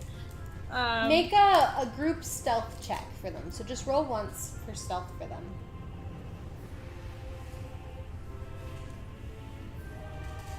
I don't trust my dice. Some of them. Okay. See.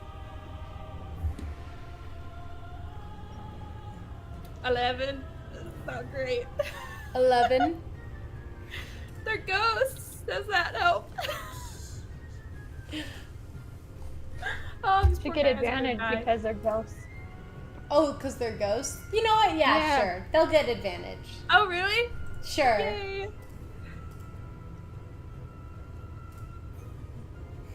This is scary. I don't trust any of them right now. Okay. I'm gonna try the other one. Don't trust anything.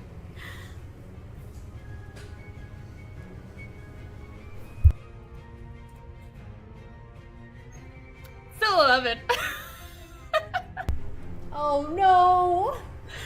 Oh, these poor guys. Sorry. And the other two by the doors are just preparing to attack anything that comes close. So. Something That's that the end of comes my from turn. a hideout that is based off of Norse mythology. These guys are very mighty. Yeah. Look, they were the ones Yeah. that flunked out, okay, and had to like do a remedial course. That was that group, okay? Yeah. I mean, love we it. did say that they were technically like humanoids that were wronged by the dragons or demons, so it's like they could have all been townsfolk. Yeah. You never know. You never know. Alrighty. Is that your they turn, had like Mona? their pitchforks and stuff? Yeah, they're pitchforks. Oh gosh. Alrighty, Torna, you are up next. Okay. Torna. Yes, Yes. Mate Man, by the way. Watching Dragons, Demons, and Heroes. That sounds about right. Mm-hmm. At the beginning of Torna's turn, he's going to regain some health from his monstrous regeneration. Okay. Then he is going to make... Just, you might want to speak a little louder. Yeah. Then he is going to make 3 grapples. 3 grapple! 3 grapples, Oh gosh. which is contested athletics. Okay. I've got their athletics right here. I think...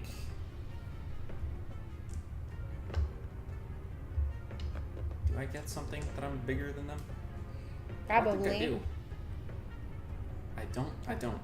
No. Oh. I like to think that you reach down and like you're doing the going from car to apartment in one grocery trip. So you've got like one of them under your arm and like Yes, you're holding one the in each one. hand and Yeah. a bite. Like, There we go. Yeah. one in each claw and a bite. Alrighty. 14, So, 19, 24. wait, I'm sorry, what? Oh, On. 14, 19, 24. Okay, I see. So the first one rolled a 8. Okay. Grappled him. Second one rolled a 10. Yoink. And the last one rolled an 8. Bite. You have all of them grappled. The fun thing, because I am more than I am 2 or more sizes larger than them, I'm not slowed down. And I have 120 feet of flying speed. Oh my Guess who's gosh. flying straight up? I think They you should also- be holding him under your chin instead of like a bite. The- He's like, "Argh!" And trapped. They do have flight, just so you know. So if you All drop three of them, them? yes, they do. Were you going to drop them? They I flew over to you. Oh, well. That's okay. They don't slow me down. Would the so I was gonna reaction carry be them at this fast point. enough, though? True. That's the thing. You throw them at the other dragons. Honestly, that's a pretty good idea. I like that, actually. Honestly, not a bad plan. Because, like, I mean, think about it. Because So, then they'll start fighting each other, right? Improvised Yeah. weapon, right? And That's 100 They feet fight. of movement. Putting me... Oh my gosh, I'll move the demons. Well, I can't. Yeah, if you would, please. So that's 120, adding 20 feet of movement. the goal was to have the demons and the dragons fight. So this is just a Just way expediting to do it, you the know? process. Oh my Yeah, god. just You guys, come here. Yoink. You have more important concerns. Throw. I think Come you meet can- some of my friends. Yeah. Then, I think you can just drop them. Yeah, I think I that's can a just free end the action. grapple when Wow. I wish. That's incredible. So I'm just gonna I'm very toss them happy here a about little that. Throw them at the dragons. Yep. I'm gonna say they come right here. This. Yeah. Okay. So that happened. That is my whole action in order to do that. You're like, I'm just reorganizing the battlefield over Yeah. here. It's called control. I'm a controller. Hey, I I have a control question their for you. HP numbers. Mm-hmm. I don't have anything Emily. specific I can do with my Oh, bonus action. yes. Oh, sorry. I have a question. Did those lovely children, they're not children, they're tiny. Did they go into my moonbeam, or are they just outside of my moonbeam? They It's are. like they're being thrown at the dragons. I think these two down here are in your moonbeam. Okay, then they need to do a Constitution saving throw. Okay, one of them got a 14, and the other one got a 17. Okay, so one saved, one failed. Okay. Well, neither of them have been Oh. damaged yet. That's a much better roll than last time. Okay.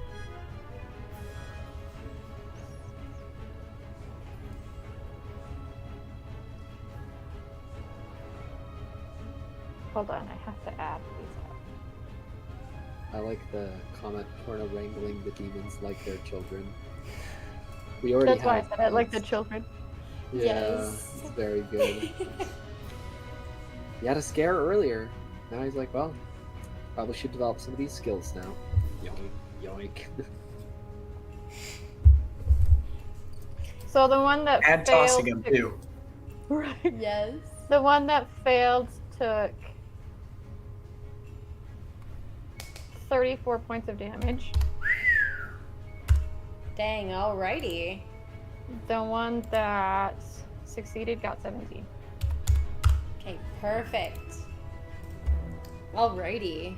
I feel like Torna was like bowling with that, you know? Like, you know, the Wii Sports thing where it's like, strike! Or, you know, it just appears on the screen.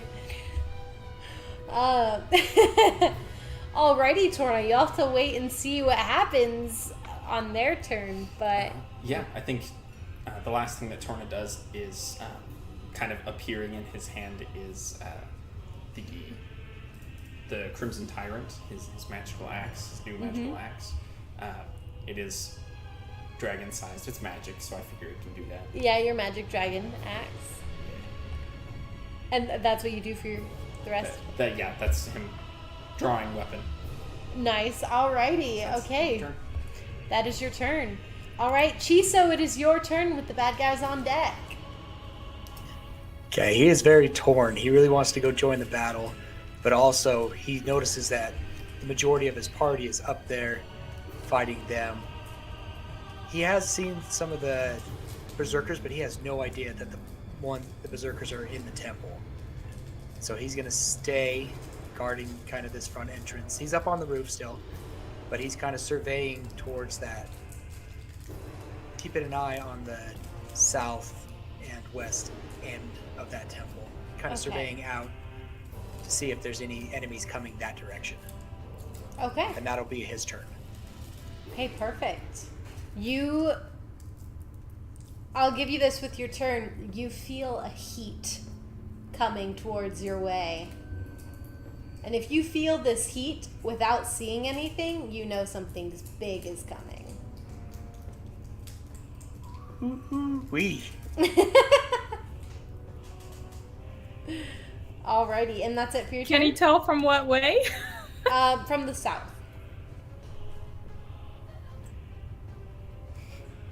I'm glad.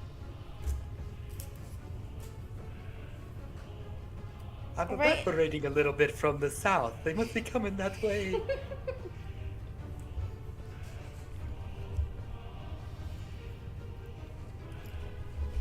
And Wei says, we'll take him head on, won't we?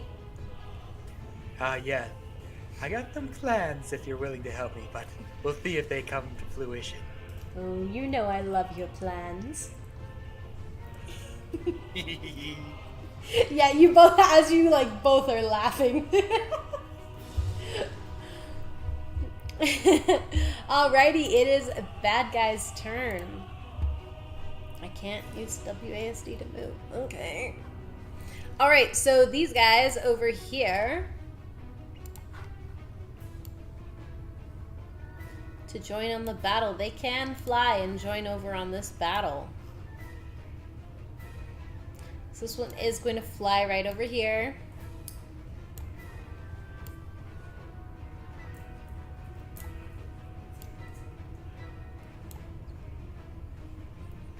That Melody Wolf, can DM give inspiration to Chiso for that entire interaction / turn? Yes, we can give inspiration to Chiso for that. I love it. Thank you. We love you, chat. Alrighty. Okay, so now we're just gonna resolve. I'm gonna zoom in on this particular battle here, and we'll resolve this one, and then we'll go over up to the dragons over there.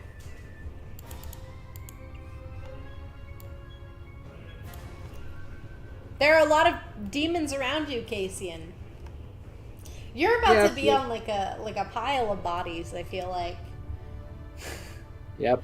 Has anyone read Aragon? It's like a Roaring Stronghammer moment, you know, when he's on top. Anyways.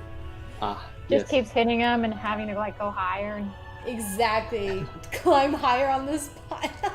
Yeah. Oh, that's a horrible. Yeah. Such a sad scene, but also just like, dang, he was strong. Okay.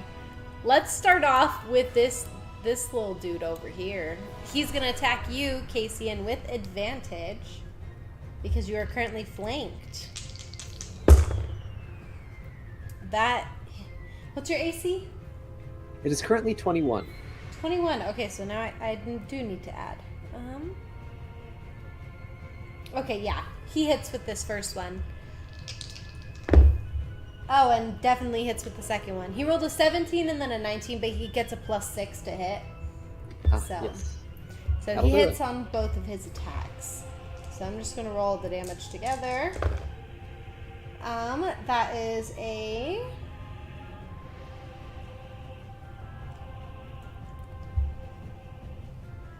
$24 points of damage total. Okay. Okay, that guy has done his turn. We're just gonna do left to right, top to bottom. Okay. Sounds good. So now this guy is gonna attack the spirit warrior, so he does get advantage because of flanking. What? No, that's not a thing. Oh, what? I've never heard of flanking before. Never heard of that. That's ridiculous. All It's right. only a thing if the players are doing the flank. I'm pretty sure. Exactly. Yeah. Oh, Check the rule book. 16 to hit. It hits. Okay. The second one, nat 20! And that was on the metal dice. That's gross. That's gross. Thanks, Metal Dice. You're making us new. You don't want us to start another petition to remove you. Oh no. Okay, so 11 points of damage for the first attack on him. The second attack is 22 plus 3. 25 points of damage for the second attack. He's still alive. There we go. And you're keeping track of their health? Yes.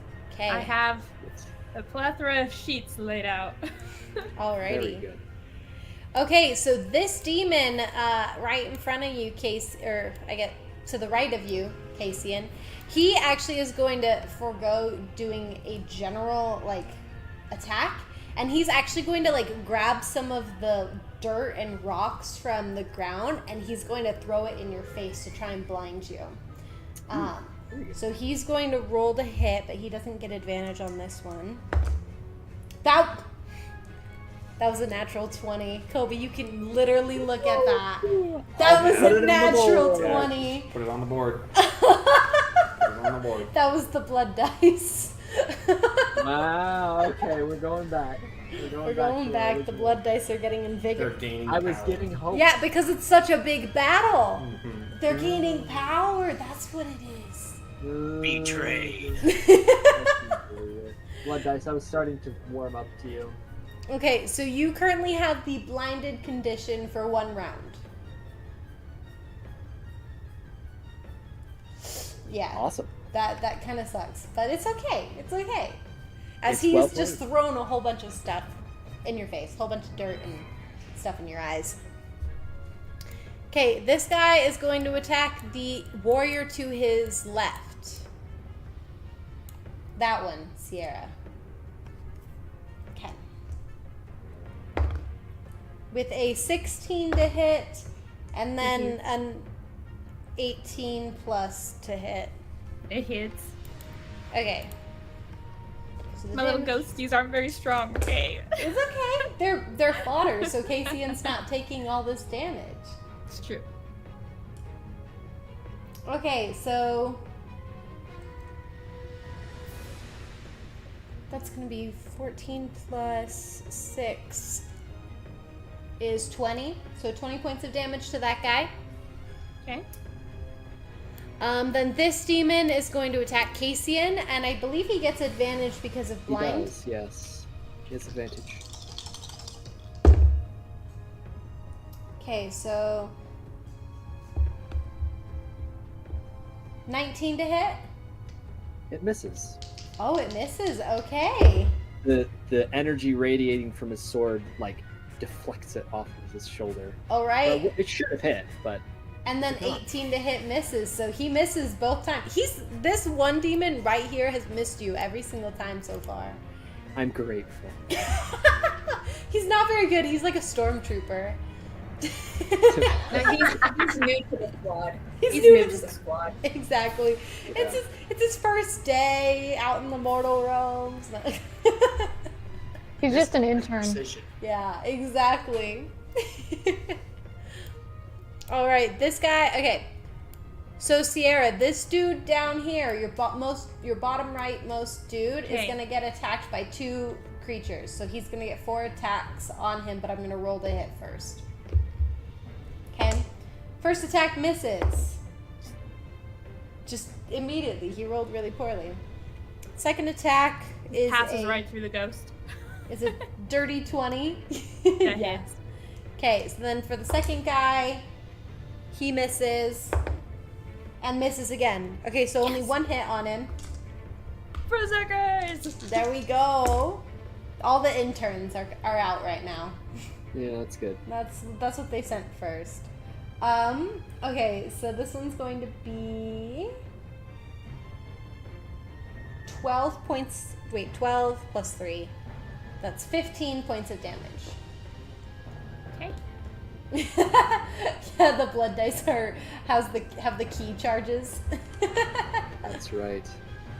Alrighty, so that was the bad guy's attack in this section of the battle. Now we're gonna come up towards the section Torna's chilling at. with all the dragons here. Okay, so the demons are kind of like...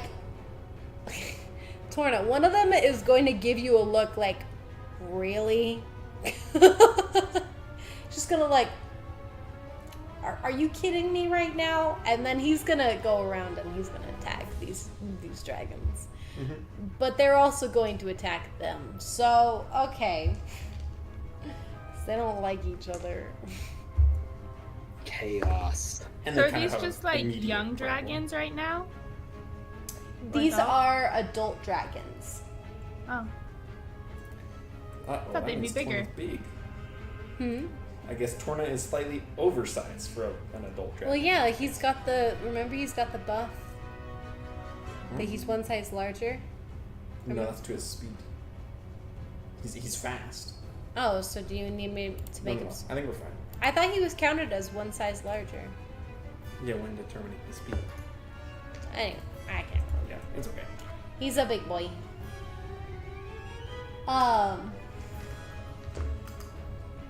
He just ate all of his greens growing up. It's fine. Exactly. Sorry, He hold did, on. yeah. Now I'm reading Silver Dusk's comment. Wait, if the demons are interns, would that mean the demons' plan is like the fire one the Fire Nation had that Zuko was against? Yeah, Prince Gilfa is the Fire Lord. Yes. Let's yes. burn everything. Oh, shoot, dang. Epic. And Should have waited for the comet. Fools. That blew my mind. Okay, so we're just gonna straight up, the blue one is going to use his lightning breath.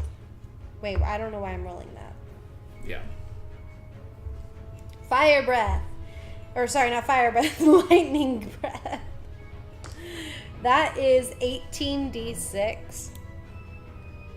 That's a lot. Yeah, they need to make a dex save though. What do they get for their dex? Do I need to make the deck save? Yes, you do need to make the dex save. You are also included in this. Does it count as a magical effect? It is a breath weapon, so I don't think it counts as a magical effect. Okay. 13. Alright, 2 of the demons failed and 1 of them succeeded. Torna failed. Torna failed? What a Okay, so slash heartbreak. roll. The 18. three on Wait, the wait, die. wait, what? The 3 on the die. He's making a deck save, breath weapon. Oh, To not get hit by it. 52. Dragon stuff. I thought it was still the demons. I was like, what are they throwing out? No, this is the one blue dragon is firing out a ton of hell. Or a ton of lightning. He's just healing everyone. He's like, let's heal everybody. It's a 50 for yourself. This guy You get takes them half health, and of you get them 52. health, and it's just Oprah. 26. Yeah. I just wanted to highlight this because Torna rolled a dexterity saving throw, and the total for the roll was 13, but he has a plus 10 to dexterity saving throws, so that means he rolled a 3 on the die. Very sad. Yeah. Yeah, that is sad. Mr. Dragon. Sometimes Taking. the dice do not agree. The dice do not agree. No, they don't. Okay, so that one did that one for his action. The poison, or the green dragon, is going to bite this demon here, because he is not happy. Multi-attack, they get to... It's going to use its frightful presence on the... First, on the fiends. They're not immune to that. Frightful presence. Let's see. Each creature must succeed a wisdom save. Okay. Do these demons succeed? No. That one didn't. That one didn't. That one not one. So they're very scared. These guys are... They're like, holy crap, these dragons are big. And there's only 3 of them. Alright, so he's gonna get advantage. to attack. Okay. This one decimated by the 2 claw attacks that hit. Yeah. And the bite attack. So he just dies. He just gets mauled and ripped apart by the green dragon. He served his meat shield purpose as our artificial meat shield. Exactly. He was not expecting to be meat shield today, but he did a good job. Yeah, the black dragon is gonna attack this dude with the bite attack. Advantage.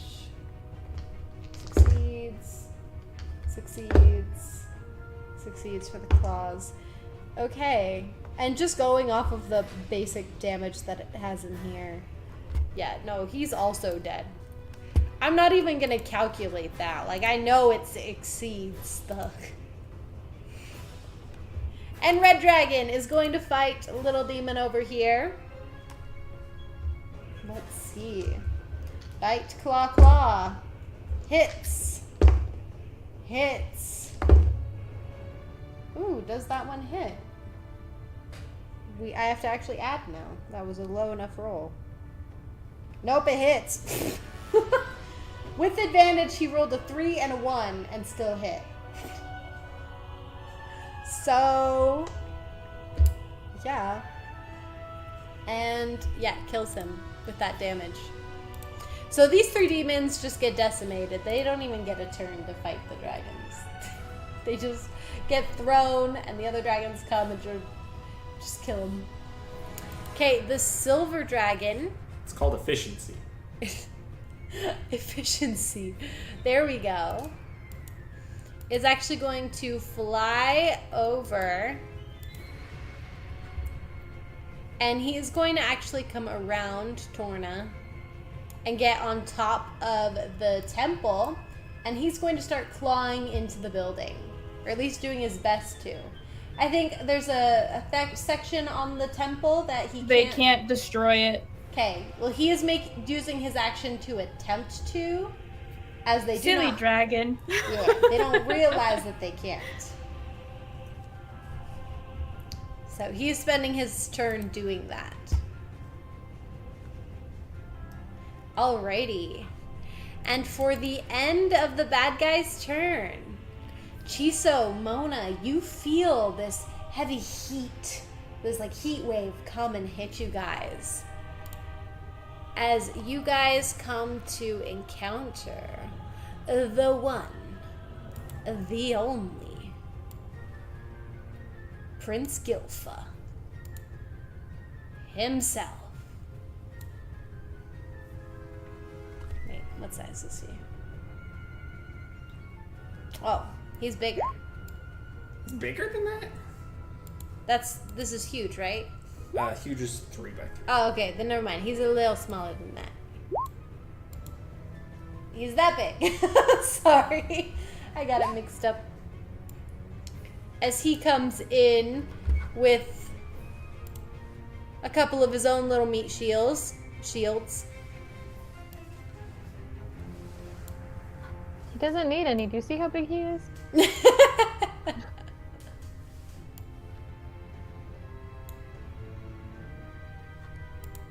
Look, a couple means 2. Keep Don't going. worry. Okay, fine. A couple means 2. I said I stick by my word. I just deleted one. Wow. All right, so Prince Gilfa comes in and he roars this, and you just feel this heat hitting you guys.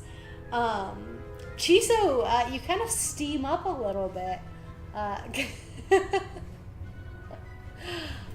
I just lost a few pounds. Do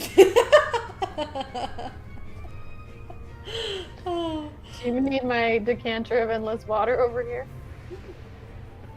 I have crate water so I can gain my weight back. There we go. It's just water, right? I'm just It's imagining water we weight. get, like, towards I was the end just of the gonna say combat, that. And Chiso is like shredded. He's lost all of his water weight. That's right. He just is all of a sudden super toned. Mm-hmm. Okay. And you also hear the crack of thunder. And you feel another large, looming presence arriving. And none other than where is he? What size is he? So I can make sure I get this right. This one is gargantuan.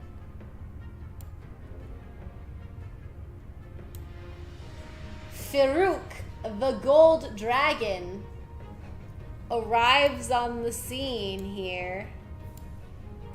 Flying in. I don't know if you guys can see him, but he lands up on this big rocky precipice.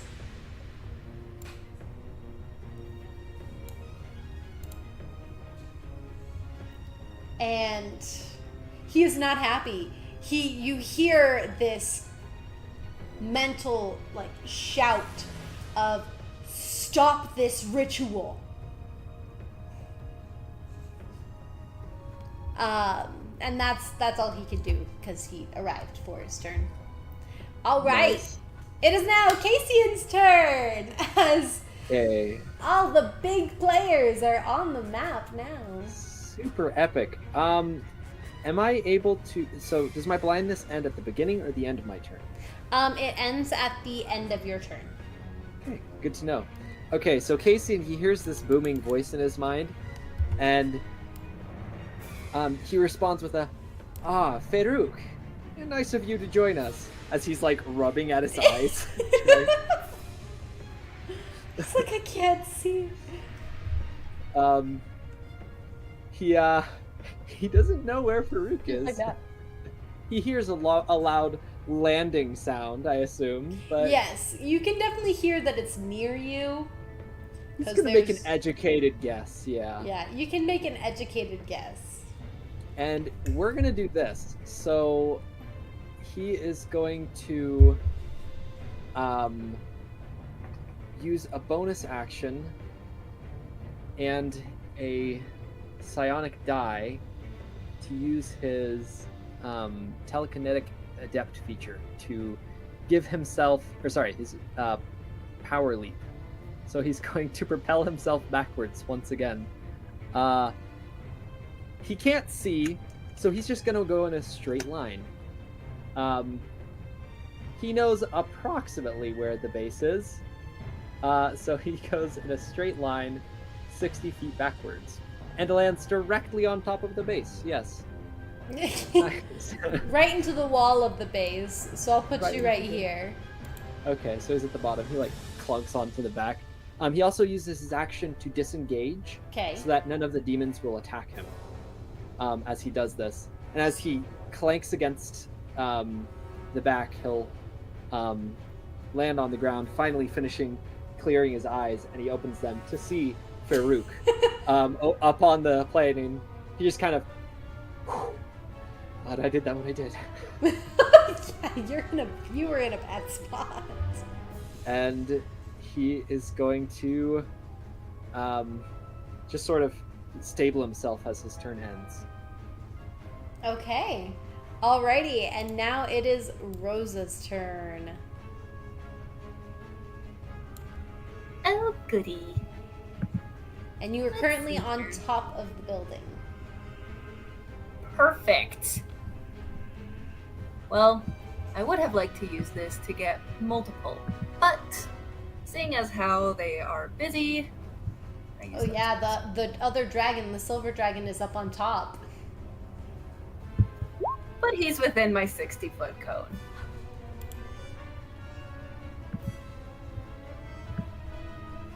Very nice. So, prismatic spray. Alright, each ray is a different color. Each creature in a 60-foot cone must make a dexterity saving throw. Okay. So he must make a dex save? Yes. He rolled a dirty 20. Okay. Well, that succeeds. Okay. But I can still roll it, right? Yes. I think so. Yes. Okay. Because on some of them it's like a half. If he succeeds. So that is 3. Yellow, the target takes 10d6 lightning damage on a failed save, or half as much. Oh, but first, I've got to roll to see if this actually works. Wild magic. That's an 11. Does not go wild. Dang. Alright. So he succeeds, so he takes half of 10d6. Alrighty. That's a lot. That is a lot. He takes... Where is it? 20 points of lightning damage. Okay, ouch.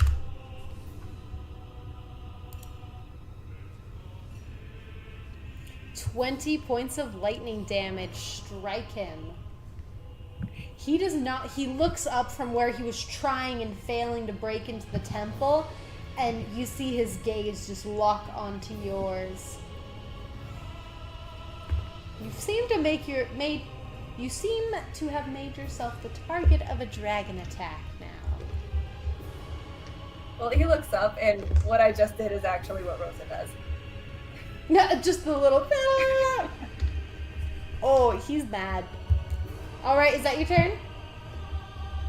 Yeah. Alrighty, it is now Tlachtga's turn with Mona on deck.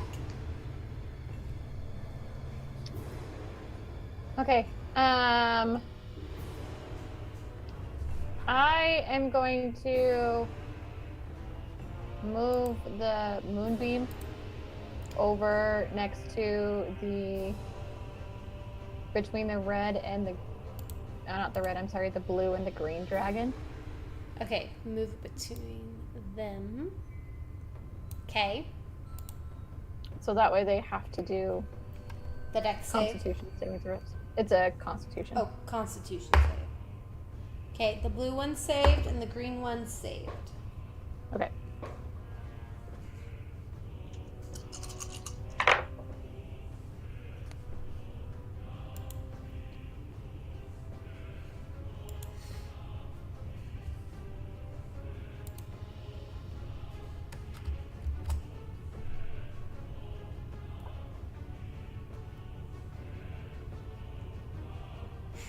Yeah, it'll be fine.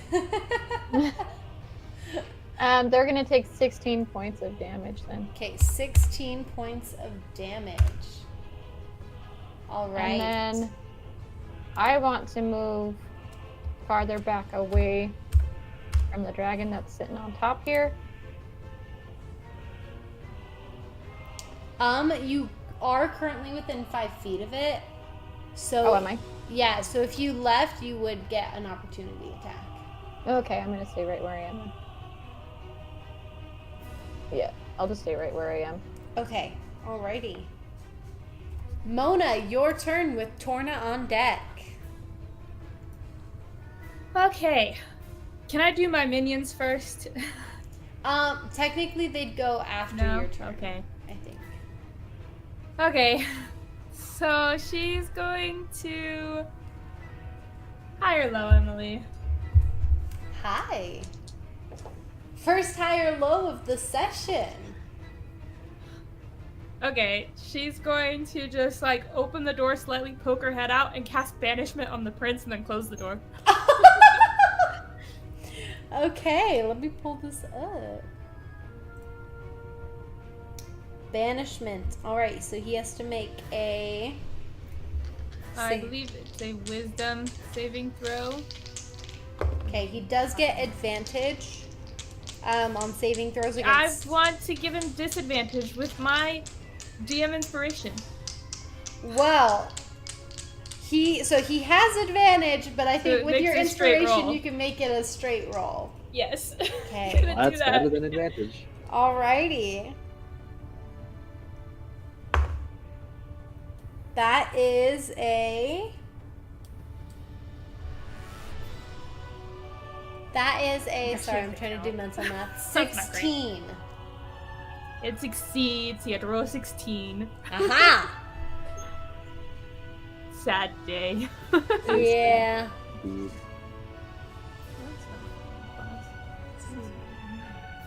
I mean, that doesn't mean you can't, like, try again on another turn, but... So did you do that as a wisdom, you said? Yes, it was wisdom. Is it On supposed to be banishment? something different? Oh, Is it's it supposed to- charisma. My It's a- bad. Charisma. I thought I it don't know was if that wisdom. helps or I didn't not. actually read it. It'd be really epic. It makes it better for him. Oh, okay. Well, Yeah. There was, His it's wisdom still- was, like, a lot lower than his charisma save. My bad. Um, I didn't actually read the spell all the way through. dexterity So, maybe? my bad. actually, I think I misread it. Is it? I agree with Chiso. Is it a dex save? Does that say dexterity saving throw? Yeah. Alrighty, so now for your minions, or your warriors, I should say. Jeez. So, this one that's outside is gonna go inside the door, He's like, I'm coming in. and then these two are gonna hold the door shut. Oh, was there two on accident? Oh, Sorry, that was an accidental. I was like, I didn't realize I had another one there. No, I must have accidentally duplicated it twice. Okay. So those two inside are gonna be holding the door shut together. Okay, for their action. Yes. Okay, perfect. The ones inside are still prepared to fight if needed. And then the ones by Torna high or low? Low. Wait, quick question on the ones by the door. Should Chiso want to, like, leave, would they allow him to exit? Just if Chiso's on the Chiso's on roof. the roof. Oh, Chiso's on the roof. Sorry, I forgot. If he wanted to enter, if they heard him shouting, they let him in. But Let me in, let me in, let me in. they let him in. But otherwise, they're holding the door shut. Yes, so the ones by Torna, they are like, I'm moving just for a second so the see audience him can see. fly over with these demons. They see rocks and lightning go shooting across above them, and they kind of like look to each other and they're like, I mean, does he have this? I think he has this. I think he has. But then they're like, no, we're berserkers. And they're gonna climb up. All right, Probably roll get immediately athletics. destroyed. Roll athletics for him. Let's see what War cry and everything the whole way. cry. Yes. Yes. What is Come on, there? man, nobody lives forever. Athletics uses strength. Okay. Yes. I think their thing is you only die twice. It's fine. You only died twice. There we go. Here. So, what do I need to do? How high does it have to be? You have to beat a 10. Okay. All of them beat it, with the lowest being a 12. Okay, there you go. So they all make it up. Here, I'll just move them up. There. We're technically on the top now.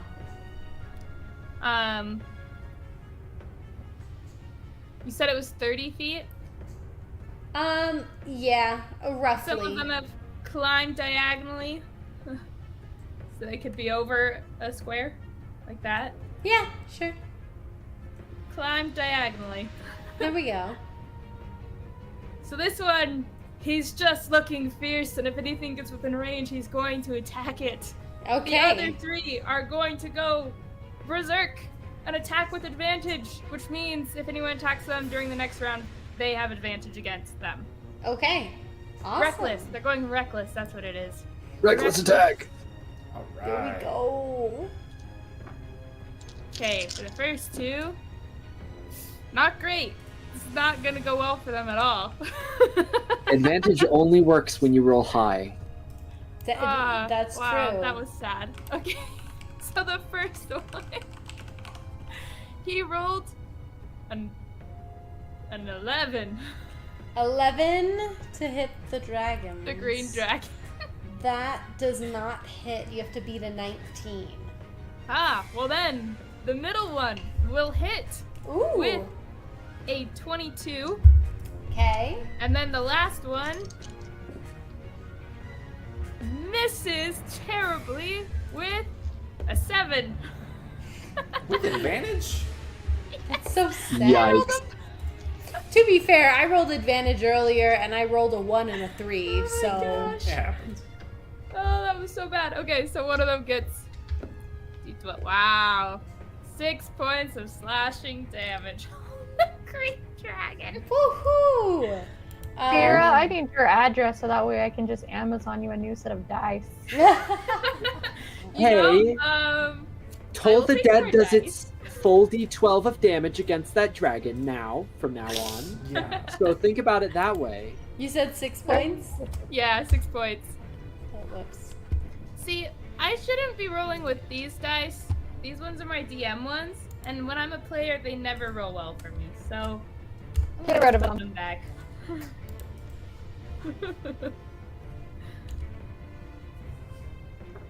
Mine that I'm using are ducky dice. Oh my gosh, Ducky that's dice? adorable. There's ducks in them. That one's not a good one. Here, you can see a little duck Oh, that's so cute. So cute. for the druid. Oh my gosh. I have a set somewhere in here, oh, right here, that have hamburgers in them. I love those. So fun. I love it. I love those. Yeah, just when they have like the little things in there. The Mhm. more Wolverine Berserker barrages. Yes. Okay, that was Mona's turn. Oh wait. No, I'm not done. Wait. Oh, okay, I okay. have There's one on the 4 right. more. Yeah. I Oh forgot yeah, the about guys them. over here. Okay. Sorry. They're all also gonna do reckless attack, and I'm gonna roll online this time. They're dying this turn anyways, so Yeah, gotta get out They're all going the out with attacks guns before they die. Yeah. This is about to be one big breath weapon. Yeah. it's a lot of damage. Yeah, that's exactly what Farouk is gonna be doing. He's gonna breath attack that spot right there. We all know. They're all gonna be dead. Yeah. Give or take completely. Just So this first one is gonna actually be against Farouk, Okay. which Well, is not So he looking good. is up on a ledge. Oh, he's up on a ledge? Then never mind. I thought he was right next to him. My bad. Technically, visually, because we're looking aerial, Yeah. he's like right next to them, but he's like up on a raised ledge. This rock is raised up. Then in that case, that guy's gonna shout, "I'm going for the dragon!" to maybe make the demons not attack him, and he's gonna climb the ledge and then attack the dragon. Okay, it is a 10-foot ledge, so it's not really like too hard. I'm gonna let your character stay there, let him stay there, Okay. but he'll be on par. They're not gonna attack him. You know what? This is a He big said- brain play. At all of them, the dragon lands, they all look up, they look at each other, nod, and turn their weapons towards the dragon. So the first one rolled a 22 to hit with advantage. 'Cause he's reckless. Is a legendary dude. That barely hits him. Yes! 22 hits. Wow. He's a beefy dragon. Oh my gosh, I just realized I was rolling with the 3. They get a 5. The 3's for damage. Oh, Oh well. it's You fine. know, they're going against dragons. They were scared. The next ones are a little braver. There we go.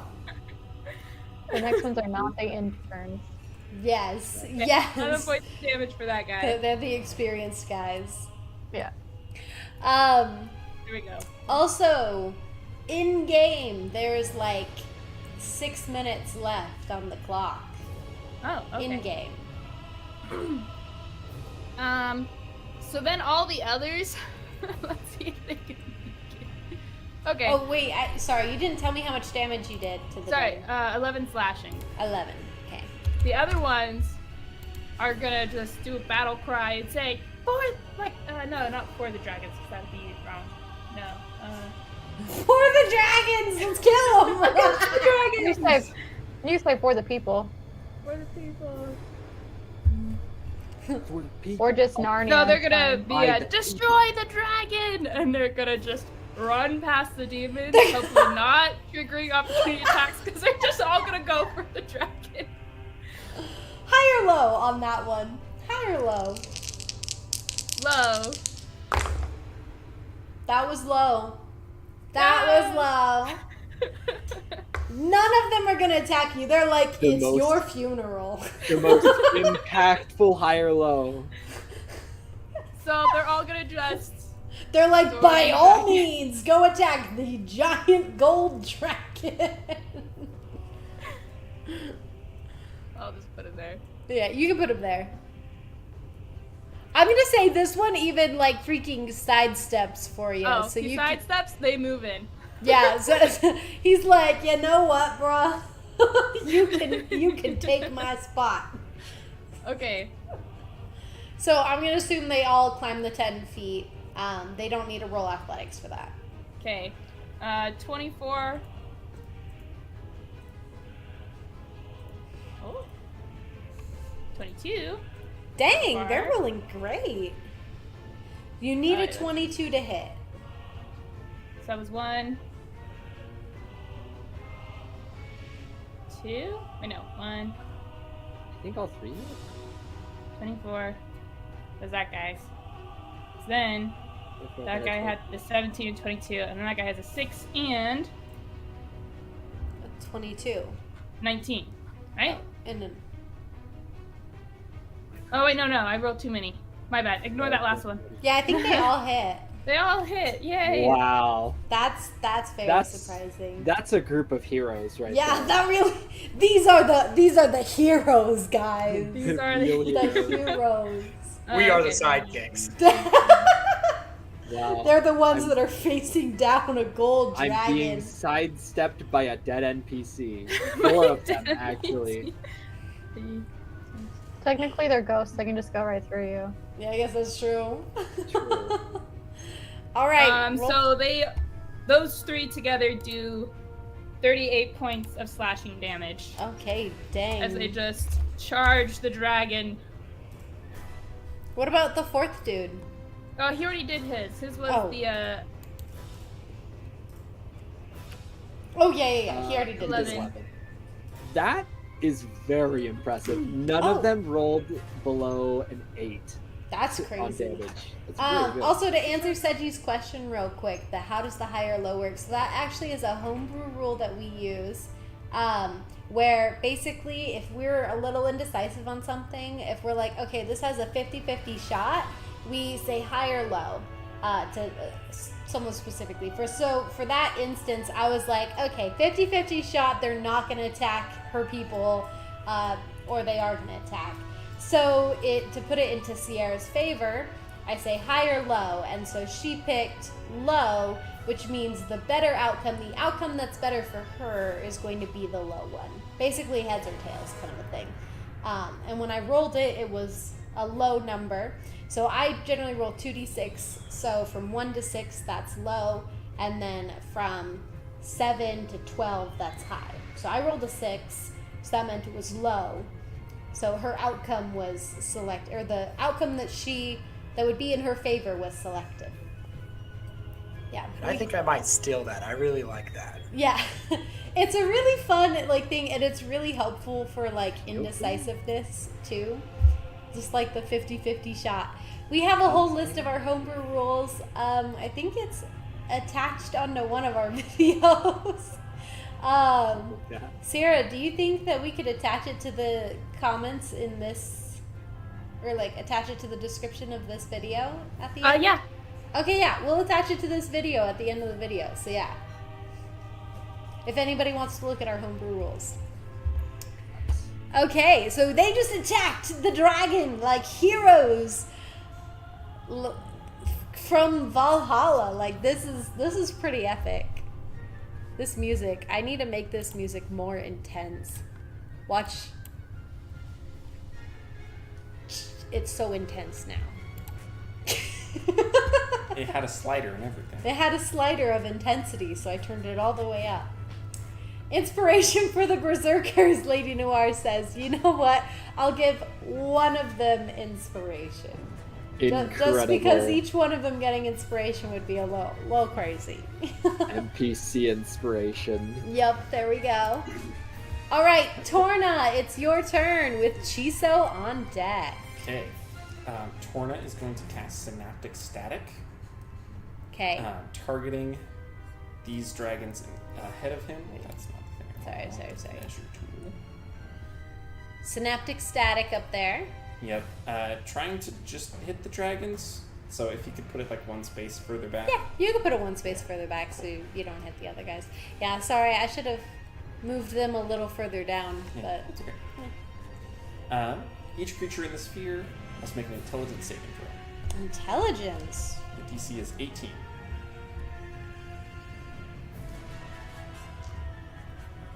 Okay, they get a plus. That's a nat 20 Rats. for the blue one. Okay. The black one gets a 18. That is the DC, so it succeeds. Oh, okay. The black one succeeds. Okay. The red one fails with a nat 1. And now the green one succeeds with higher than that because it rolled an 18. The green one will use a legendary resistance to succeed, though. Okay. So each. So each of them they all succeed. succeeded. Mhm. Okay. They'll take 15 psychic. 15 psychic. Okay. Each of them.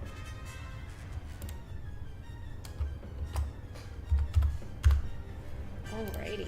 Then, blasting these dragons ahead of him with this spell. Torna is casting at 5th level. That costs 7 points. Because Torna is using the spell points variant rule. Okay. Then Torna is going to spend 9 more spell points in order to cast 3 cantrips. Okay, dang. Alrighty.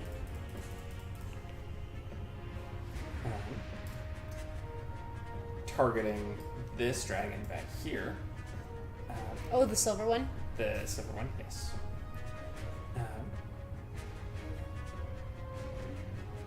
With Vicious Mockery 3 times. Vicious Mockery 3 times? What are you going to say? Cool. If you need anything, I got stuff. Yeah, Tlachtga, let it rip. Like, Let it rip. Woo! Okay. Okay. Wait. Can we say that Torna is like, Tlachtga, insult him! And then you can... He's weak! Yeah? Yeah, I like it. Oh, so you can cast your spell that way? Mm-hmm. Junior, get him. Yeah, because she's still little Torna. Right, you get it. The first one would say, well, that would make sense because his mother's an owlbear. Boom! The second one, there's 3 of them, right? 3. Yes. Okay. The second one is, and there's not enough paint or colors in the world or time to try and describe to him all of his flaws and failings. Dang, he's getting ripped. And the last one was, I just saw it. Hold on. Casually has a list of insults. I do. I made them just for this, actually. She did. She was like, I got so many insults. I'm so excited to use them. I love this. You gotta say this last one in Tlachtga's voice. And those who tolerate you on a daily basis, those are the true unsung heroes. Oh my gosh, I love this. Incredible. And then she just mic drops. Alright, roll your Vicious Mockery damage. Okay, so it's 3d4. It's going to be 3 times. He needs to make 3 wisdom saves. Oh, yeah, that's right. I forgot he needs to make a wisdom save.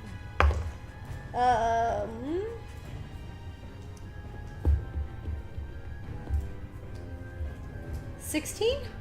Fail. Nat 1. Fail. And a 10. Okay, that's That's 3 Okay. failures. Emotionally cut deep. brutalized. Yeah. You just kind of like he just kind of like puts one claw up to his chest, and you just see this. Reconsidering his life choices. He takes 20 psychic damage, 20 psychic damage. Dang. Okay. and he has disadvantage on his next attack roll. Okay. Disadvantage. Good to know. Help me remember that. Okay. Oh my gosh. Can the Harbinger's campaign find a scroll of Tlachtga's insults? I love. Oh, and Seji, one of the berserkers, chimes in with your mom. Yes. Yes. Mother was an owlbear. Calls out. I love this. And Melody Wolf, can the DM give inspiration to Torna for using his teammates' skills as a dragon, real dragon growth of air? Oh, yes. Torna, you get inspiration. That's good. I like that. Yeah, you're like, I like inspiration. Alrighty. I love this. Okay, everybody. Next turn is Chiso, the one, the only bearer of the heart of the sea. Well, not the only, but I guess Staring down one in of the future. one Right of now. the princes of The hell. favorite. The favorite. Yeah. That works. Wait, That I'm sorry. I just unconsciously said yes. I'm sorry, I mean, Dane, if you're for watching. Way, probably, actually. Way I mean, we at have this established Yeah. this is canon. She's like, I love Chiso. Platonically. Yeah, We settled so that debate last time, too, yes. yes. Chiso, you are staring down one of the very princes of hell. Okay, so he's gonna go to the edge of Glory. glory. Because he's on top of the temple, Mm-hmm. and he steps to the edge, looking down at him. He's like, "Oh, my dear prince, it's so good to see you. Your control over this land is about to end." And so he is going to use his legendary talisman of pure good. One of these charges here, I can use an action to expend one charge from it and choose one creature you can see on the ground. He's on the ground, correct? Yes, he is on the ground. Okay, within 120 feet of me. If the target is of evil alignment, a flaming fissure opens Fisher? underneath it. Okay, yes. The target must succeed on a DC 20 dexterity saving throw or fall into the fissure and be destroyed. That's a dex save? It's a dex save. And if DM permits it, I do have an inspiration. Can I give him disadvantage? You can. Let's He also go. is the worst at We knew it. dexterity. We knew it was Dex. Come on! Come on! Because he's so big. Got him. Got him. Okay. Oh yeah.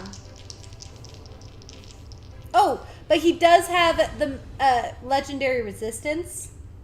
So I will make that because that would give him advantage. So we'll make it straight up. Okay. So you make it so That's he magic doesn't. resistance. Hmm? That's magic resistance. Yeah, magic resistance. He'll be fine. It's just a straight up roll. Okay. So, but he doesn't have advantage. Yes. What audience can audience give Chiso help by making it so the prince can't use his legendary resistance? Wait, Can come I on, give wait. Chiso my inspiration? The Everyone's spirit like, bomb. The emotions of all of those present. That everyone in the world will send their hopes to what do you perish. think? What, Chiso's gonna spirit bomb? Like, The voices of all the audience. Audience, do you want to impose disadvantage again? This is my giant koi moment. The koi Well, moment. Emily, you might not have seen Melody Wolf's second message, but it says the resistance to succeed. That is. Oh, yes. Yes. So, like, if he were to fail this, he cannot use his legendary resistance to automatically succeed. I think Ah, that's okay. what Melody Wolf meant. You know what, then? Yes. We'll leave it up to the dice. The dice will It comes decide. down to a straight I'm roll. gonna dump all of this out, and we're gonna Just a roll single in the die. thing. Let's all see. Yes, everyone's saying yes. Okay. Yes, yes. Alrighty. Will the prince be banished or not? Okay, you said Dex. Dex, yes. So if anyone can see, that says 12 on there. Oh, it's Okay. over. 12 plus his Dex.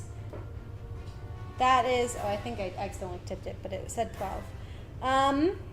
That's plus a 2, that's a 14. It's over. Does he fail? Chiso, does he fail? It was a DC 20. Oh! It truly is as easy as that. It is in fact that simple. Go. I release you. Oh! Ooh! Oh, goodness.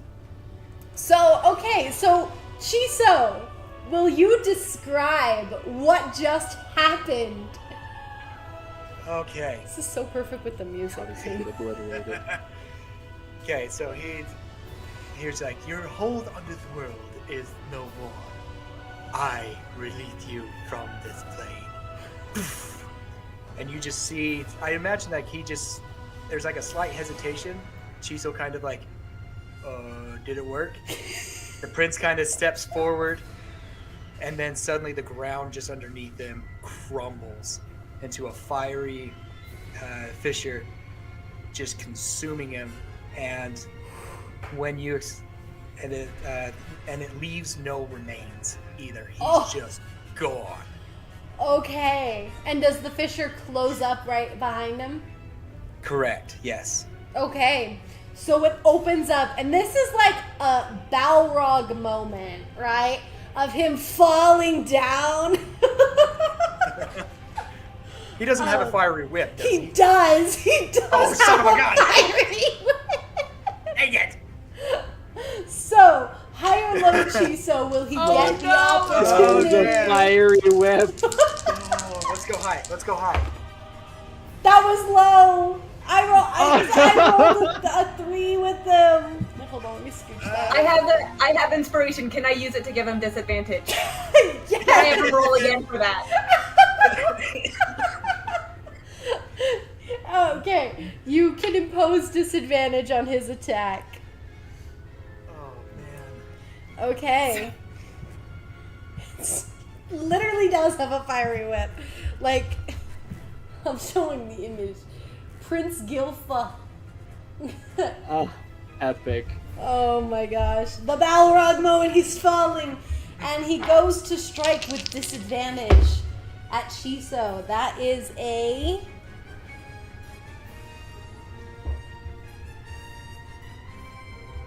$23 to hit. With disadvantage. 19 armor class there. Okay. You have to succeed a strength saving throw. Okay. So you will get the damage. You will get... Oh, that was max damage. Shoot, okay. So hold on. Let me calculate the damage here real quick. So that's going to be... So it's 20 slashing damage plus...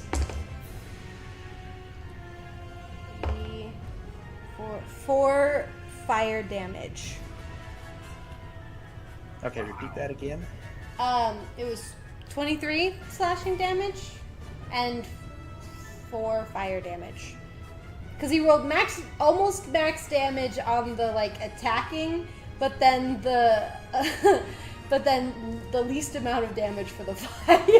27. Has anyone got a... Let's see. So that took out my temporary hit points, which is 15.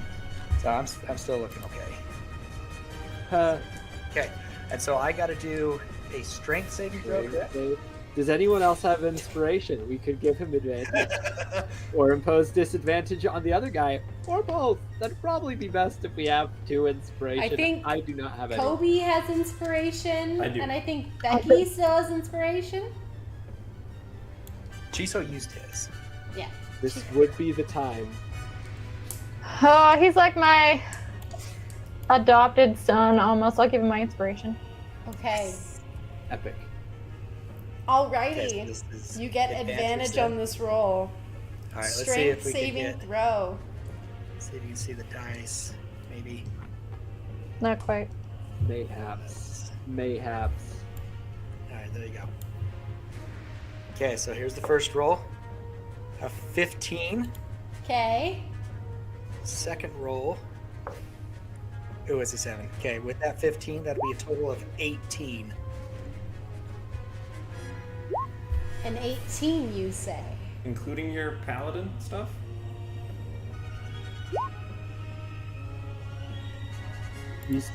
He's not dead.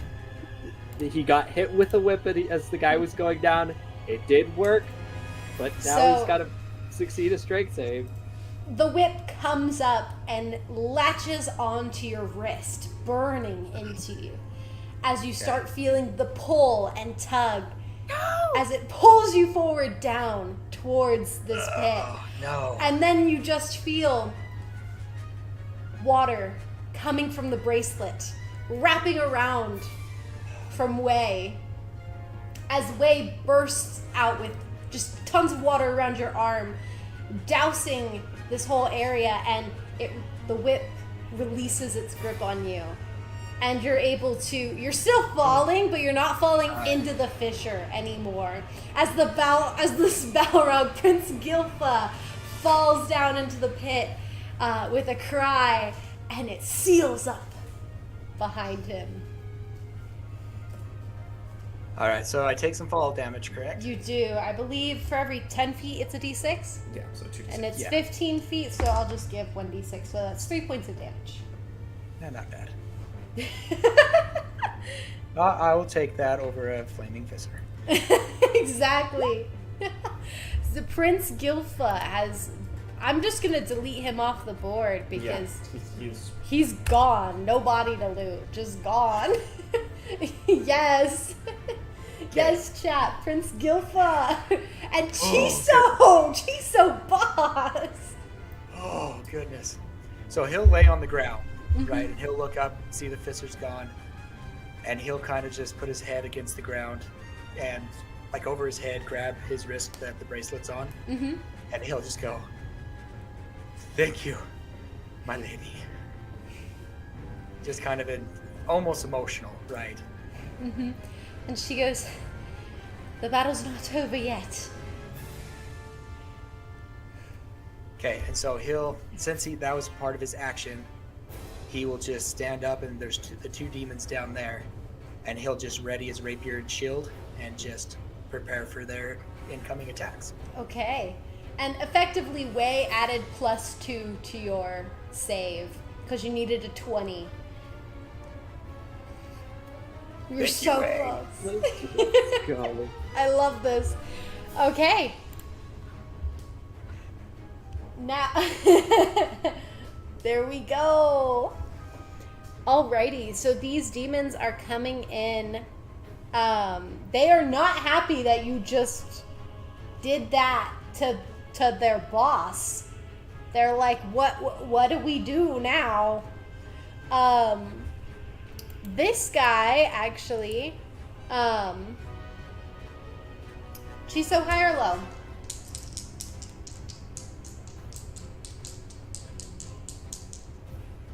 Oh, you're muted. Sorry.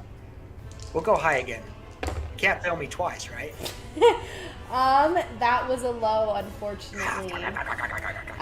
Do one more high or low for me for the other guy. Oh, do I? High? It was low. It was the exact same roll. I'm sorry, Chiso. So they are going to come and attack.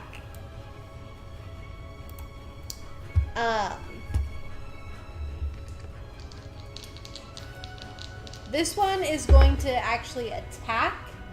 Oh, I don't know why I rolled 2. I need to roll 1. Oh, it's because they're flanking. That's why.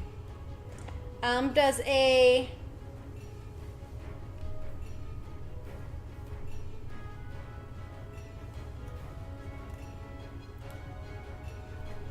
$18 hit? It misses by 1. Okay, so he misses on his attack, and he's only going to do the 1 attack, and then he's actually going to use his movement to start exiting the playing field, so you can do opportunity attack if you would like. Perfect. Okay, yes. We do want opportunity attack, which does give me a bonus here. So as a paladin, as a vengeful paladin, relentless avenger, if I hit the creature with an opportunity attack, I can move up to half my speed immediately after the attack. Dang. As part of the same reaction without provoking an opportunity attack. But I don't think I'll do that because I believe it should. Okay, I'll just roll with my rapier. Where'd you go?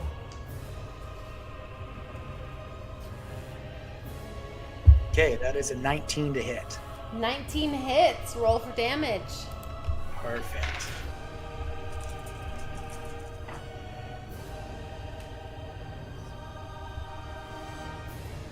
Ooh, sweet. That'd be a total of... Oh, and you need to know what damage is radiant, correct? Yes. Okay. So with that, I got... Actually, I think that's all radiant. Okay. Oh, just a D8 is radiant. So that would be 7 piercing, and then it would be 14 radiant. Okay, awesome.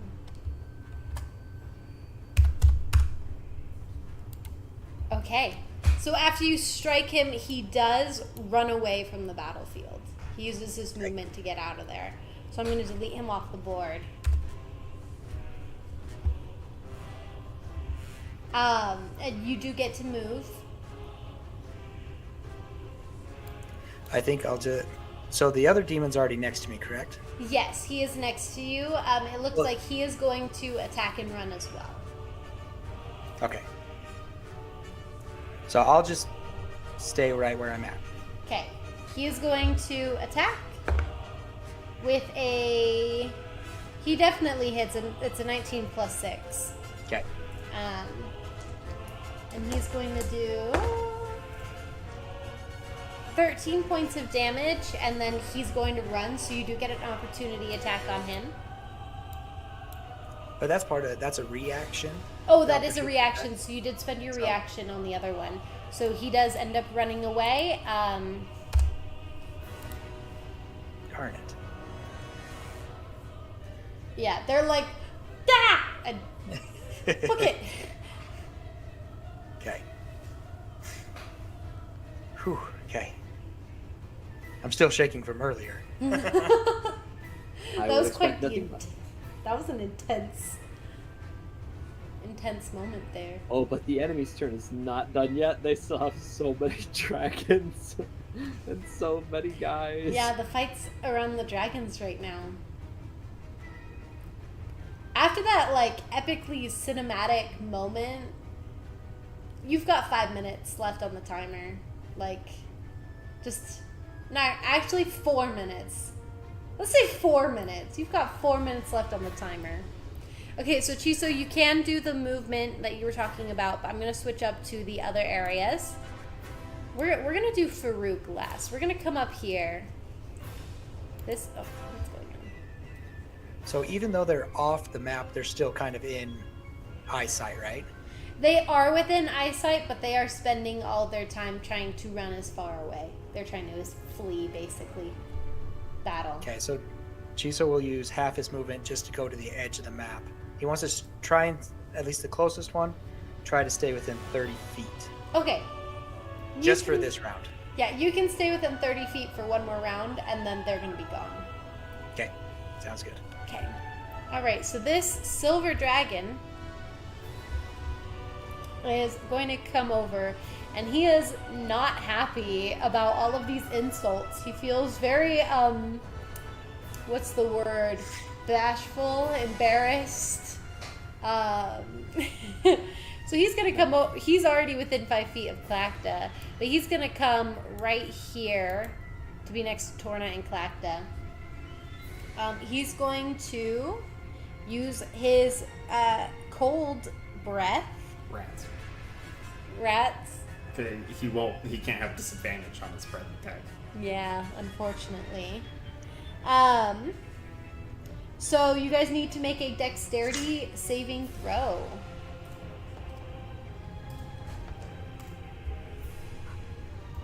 Again? Okay. Okay, who What'd you was? roll? A 3. 3 on the deck save. This is the second time he's rolled You a have 3 on you the have die an on the dex save. inspiration still. I do, but that feels like a really... And yeah, 24. That's better. 24. Yeah, that's better. That's a 14 this time on the die. Much better. There we go. So you used your inspiration. Yes. Okay. And what did you get, Tlachtga? I got a natural 20. Oh, okay, nice. That does succeed. You do technically need a 21 to succeed. So 20. I got a 22 with my bonus. So. Okay, so you guys are going to be taking half damage from this. So half of 59 is like 29? 29. 29. 29 points of damage.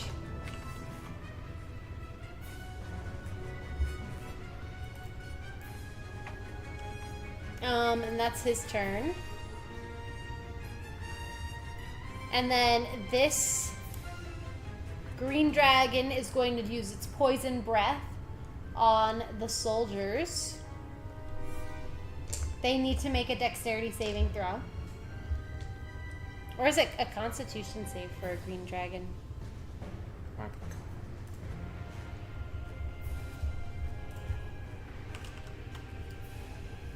I Is this mean, supposed I'm getting the Constitution. Oh, that I'm It pulling is it up real quick. It is Constitution, yes. Yes. Okay, That's their Constitution. better one. Yeah, Constitution. Good roll. They must succeed in 18. That's a tall order.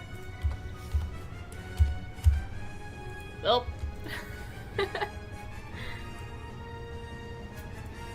One of them succeeded so far. Is it all 4 or just 3? All 4 of them. Okay. 1, 2, So only 3, 2 of them succeeded. 4. Yes, only 2 succeeded. And it's 62 points of damage. And then half of that Yep. is Let's 31. see. These guys are over there, so these guys are the dragon ones. Okay. So it was how much? 62? Yeah, 62, 31 for those who succeeded. They're still standing. Okay. That's Better than actually they ever crazy been. that they survived that. Like, that's so much. Well, now get ready 62 for is the a red lot. one to breathe fire. Now they all Oh. need to make a dex save. Ah, man, that's their worst one. It's okay. All of them could nat 20. They it's could. just- They could. It could Oh, happen. I've seen crazier. Let's see.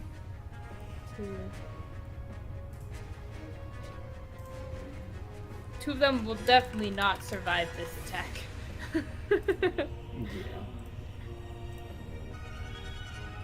Oh wait, I think it's a +1.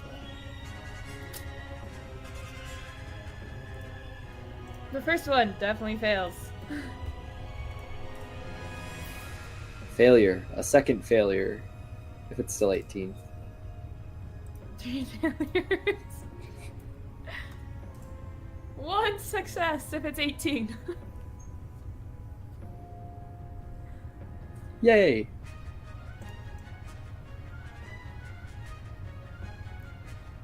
Alrighty. So, oh yeah, I gotta roll for the damage. Sorry, guys.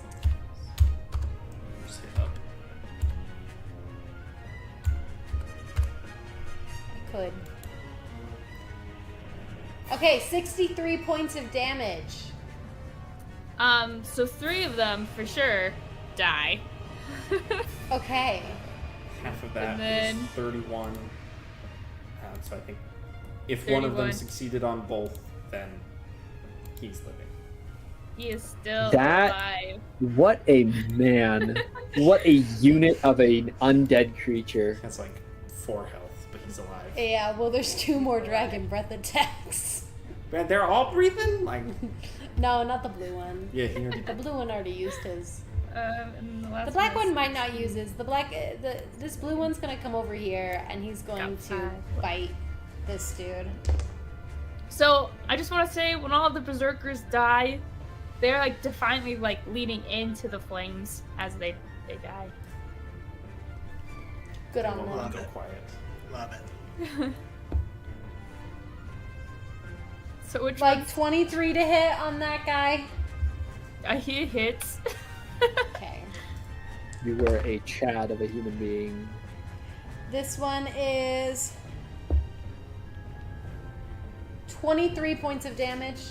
He dead. He dead. Oh, Okay. Oh, he did. He dead. He dies, but he dies defiantly against the dragon. Yeah.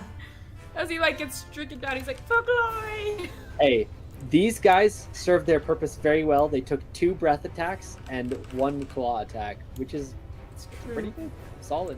Okay, this other red dragon is coming in front of Torna. And the black dragon is coming over onto this side of the temple, and he's making his attempt to claw it down. Okay. Alright, I'm gonna move over to Farouk. The ancient dragon. He's like, why are these people hitting me with toothpicks? And he is going to use his breath weapon on all of these people here. So they all must make a dex saving throw. So Sierra, more dex You're saves. just trying to destroy my entire little army. Yeah. Oh no! I'm teasing, by the way. You can tell. Gotta So kill many one. saves. Okay. This DC is Natural 20 for one of them. DC 24. Does a nat 20 still pass? Yeah, nat 20 will still. I will say it. They don't have any hope unless they roll a nat 20. So only one of them succeeds. Yeah, And that's going to be number 16.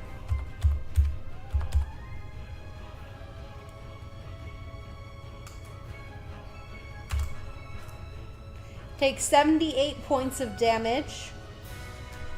That kills all of the demons here. Let's see, and then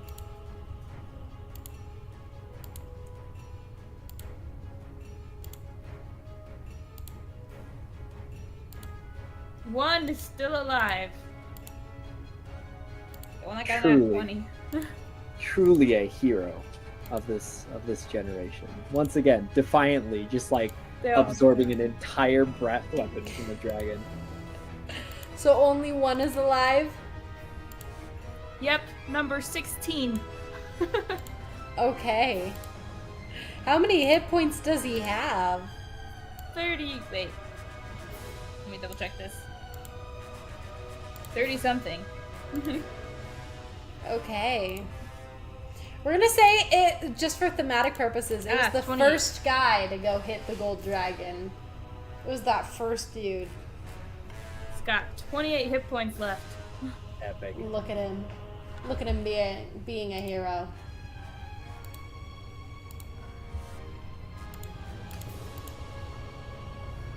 Okay. Farouk does that. That was his action. Oh, also, you must succeed a strength saving throw from that.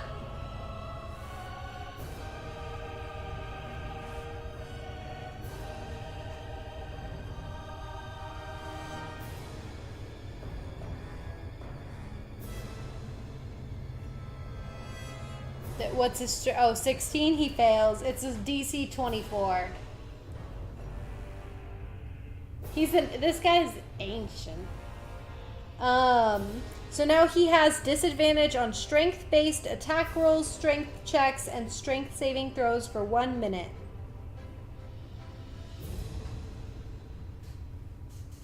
Okay. Very good. Yeah. Alrighty.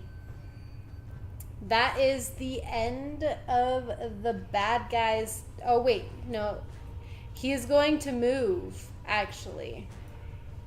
So I guess that dude can get an opportunity attack if he wants. He will strike him. Is his reckless attack still going, or I'm not sure how that works. I haven't played a barbarian. It hasn't come to his back to his turn yet, so theoretically it's still active. Is that how it works? I think so. Is that okay? Cool. But he does have disadvantage on strength stuff. Yeah.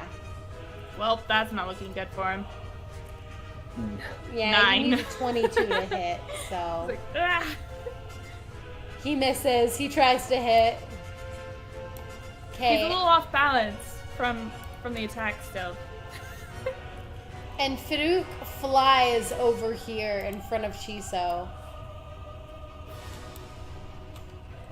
Because he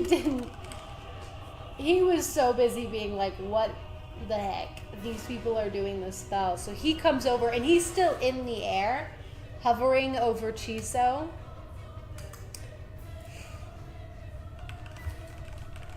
And you just hear in your mind, Chiso, it's time for this to end.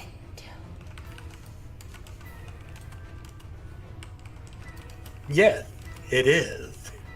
Oh, alrighty. That was the end of his turn because he doesn't have any more actions. It is Caecian's turn. Okay, so Caecian is pretty intimately aware of like the time of how much time is left here. Mm-hmm. Also, all of the demons are gone. There's very little, if any, time left before the spell activates. So Caecian, he is going to...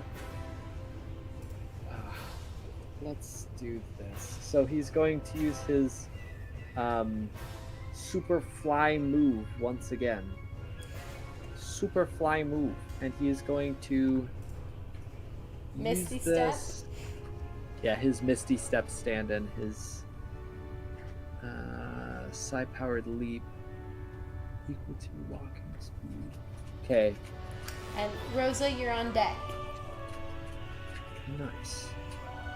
So he's going to do that, and then he's going to use his dash action as well to gain, to double his move speed. And so his fly speed is now 120 feet. And he is going to fly upwards. And he knows that the dragons won't be able to break through. But he also recognizes that Farouk is over here and is going to be attacking people. So he's going to fly over towards Farouk. Okay. And he's going to come and right behind him. And as he's falling, I'm going to use my action surge to take an additional action this turn. And I'm going to take the attack action. Alrighty. Slicing through him. In any hopes to damage this guy. Okay. So let us begin. 1, 2, let's go. 3. Okay, the first attack he's going to use the psionic thing. Okay. They all hit. Damage. Let's see, can he do all 3? That's how we're doing it. Okay. Yeah, he'll just drop all of his psychic energy into all of these. So he's Yeah. All of the rest of his psionic energy points is going into this, in case anyone's curious. Okay. I am out of dice after this turn. And 31, 33, and a 22. Does a 22 hit? Okay. Yes, 22 is the base to hit him. Let's go. Okay. So, slashes through him for... Let me pull up the calculator real quick. That's easiest. I'll just give you the total. Unless he's got any resistances I have to worry about. It's force and magical slashing. Let's see.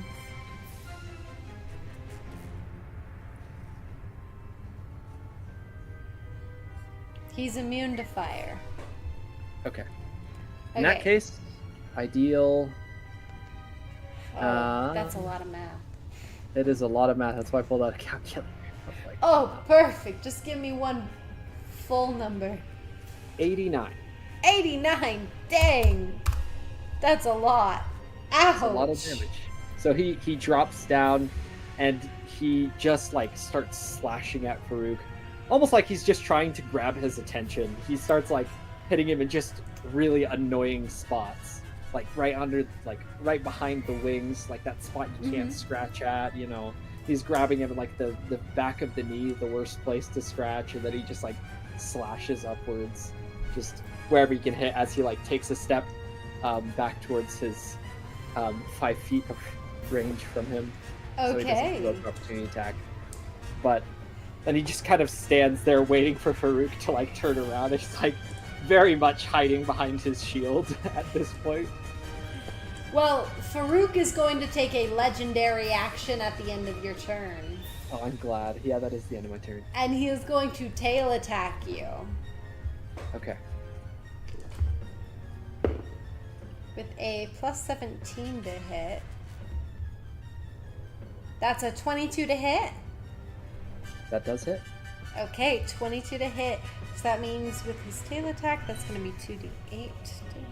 Where's my... right here. That's going to be 16 points of damage. Ooh. Yeah, Caecian holds up his shield, and the tail just comes in with this, like, thundering echoes just, throughout his shield. His head's spinning a little bit after. Oh, the sheep on the map. I'm just now reading the comments of, can the sheep be following Chiso? Well, technically the sheep aren't actually there. But that would be fun. That would be fun, though. So, Caecian, you take the brunt of the tail on your shield, but dang, that's going to leave a bruise on your arm. Alrighty, so legendary action over.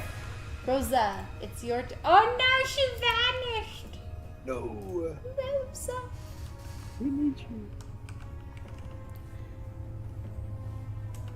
you. Okay. Well, Tlachtga, we'll have you go since you're next while we're waiting for Megan to return.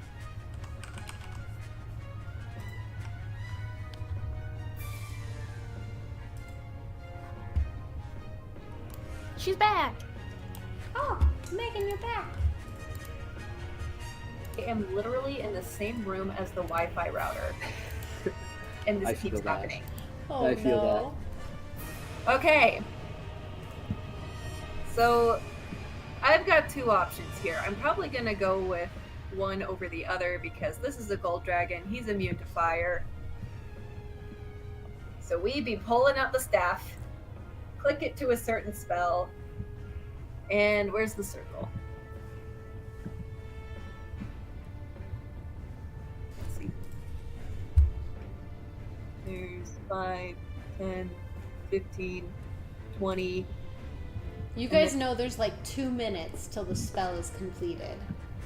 Let's see if I can. Oh, perfect. Oh, perfect. We are going to use the Staff of the Magi The staff to send out a 7th level fireball. Okay.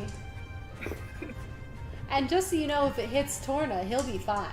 Oh, He'll be fine. Yeah, He'll be fine. you're immune to fire, right? Completely. Yeah, completely immune. I just don't want to hit him just in case. Like, Yeah. I just want to show I respect you, but not the other dragons. I respect you. All right, Oh. a bright streak of flashes. Yeah. Sorry. No, I was gonna say one thing real quick.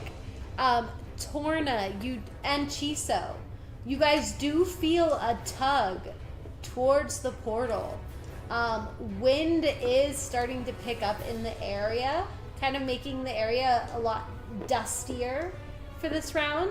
That won't take place or take into effect as like blindness or anything, but just so you know, Torna and Chiso do feel a tug towards the portal.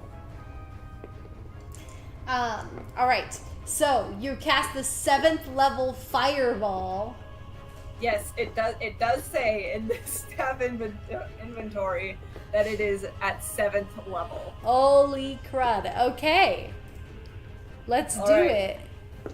A bright streak of flashes from your pointing finger to a point you choose within range, and then blossoms with a low roar into an explosion of flame. Each creature in a 20-foot radius sphere centered on that point must make a dexterity saving throw.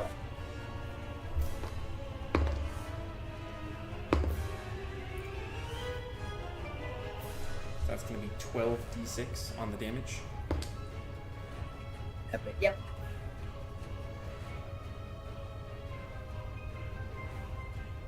Dexterity.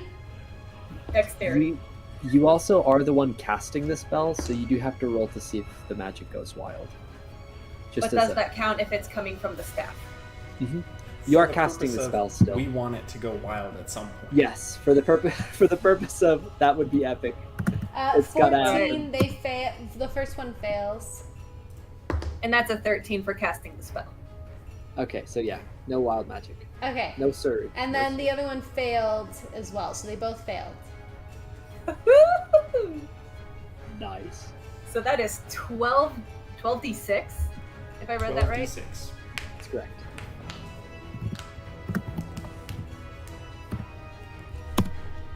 $51 points of damage to each of them. That was pretty good. That Dang. was pretty good. That's a lot of sixes. And the computer comes in. Oh my gosh. Power. Again, the Like- magical energy. Hey, Megan. Yeah. How do you want to do this? Which ones? On both of So, them. Both of them So got it- the same damage throughout this time, and it's been building up. so I was planning to use Fireball when it got to my turn. However, now there's a chance of using it on Farouk. But he's a gold dragon, so he's immune to fire, so that would Yeah. not have worked. So I turn around, about to use it on him. It's like, it won't work, they've got him anyway. Turns back to the other two, clicks it to the right spell, like those like multicolored pens, and then like seriously like finger gun as a streak. And then you do the Lands where it is. you blow off Yeah. the tip of the finger. Yeah. So the explosion happens, both of them fall, and she just And they both perish. Beautiful. Beautiful. Gorgeous. So this one just collapses up on the roof. The other one actually rolls off the roof and falls to the ground. Alrighty, that was your turn. It is now Tlachtga's turn with Mona on deck. Okay, so I'm a little nervous about my little Genasi friend over here. So I'm gonna try and head that way. After he just dropped the demon in a pit. Okay, but there's also now a gold dragon coming around. And I was like, oh. She's just fighting both of the big bosses, by the way. Honestly, Anyway, yeah. go ahead. Yes. He's just It's getting all awesome the luck. bucks.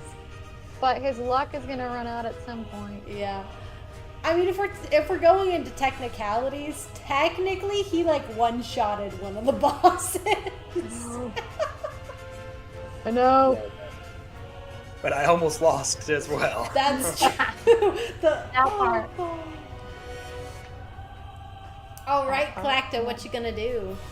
What you gonna do? So so I am going to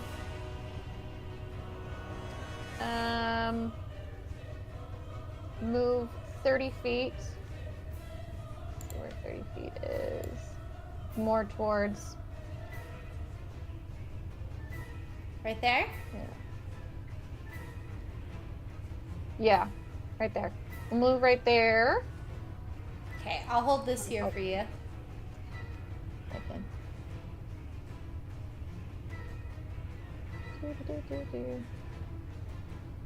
There I am. Okay, so right there. And then I'm going to expand both of my wild shapes, and I'm going to turn into a water elemental. Ooh, alrighty. And as I'm changing and turning, I imagine that, like, it's coming from like my feet up, and it just kind of starts to like get watery everywhere and go out from me. Mm-hmm. I'm gonna yell to Chiso, like, Chiso, have way do her thing, and then just Do the thing! Do the thing! do the thing. Do the thing! Yeah. As you turn into a water elemental? So I turn into a water elemental. Alrighty. Epic. Alrighty, it is now... And that's your turn? Yeah, because I can't Misty Step in this form, so yeah. Okay, alright, it is Mona's turn. Mona, from inside the temple, you see that all of the tokens, as they've been like levitating towards the central point, have almost converged. And you remember in your mind, just a little warning that Torna said before, that you probably, when this goes off, you probably want to be outside of the temple. Otherwise, you might get caught in it. So, It's going to be rather violent. yes. Yeah, real quick, we've got Michael Scott in the chat, and he just says, Himself. I declare bankruptcy! Good to see you, Michael. It's not that easy. Are we going to see Jim and Pam too? Oh, I hope so. Please. Alrighty. Bring the whole cast. So Mona, that's what you see. You see it is getting really close, and you don't think that there's going to be much time. You feel like you've defended it very well enough, and it's about to go. It's going to go off any minute now.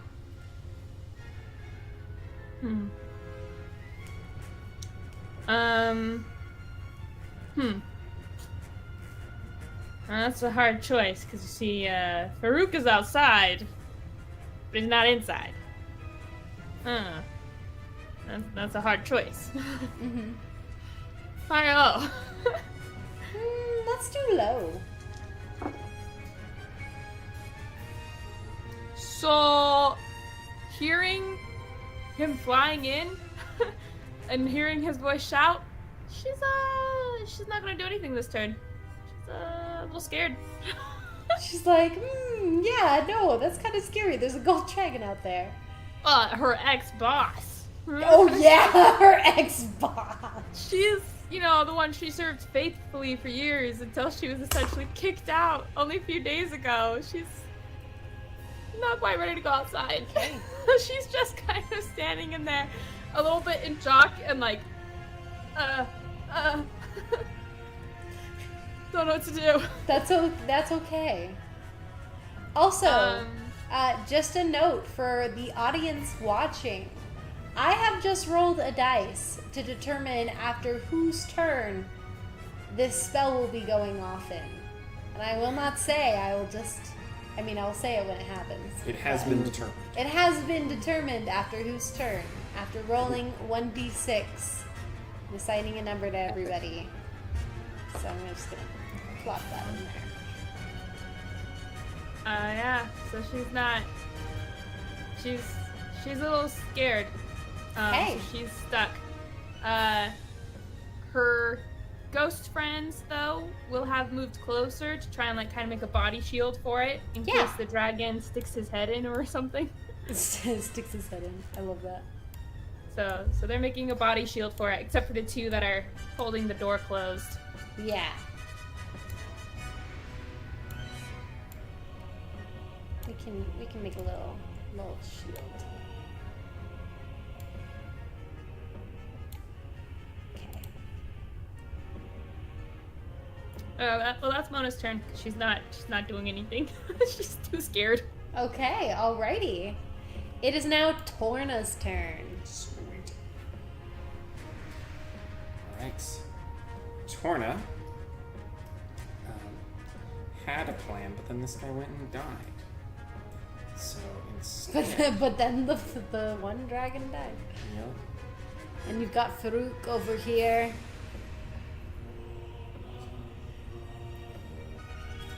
Oh, I will add in the ghost guy over here that survived. He's Oh. gonna run to try and join the fight. He won't be able to join the fight because he's too Okay. far away. But he's trying. He's He's ready. just- Okay. Alright, Torna. What's the plan?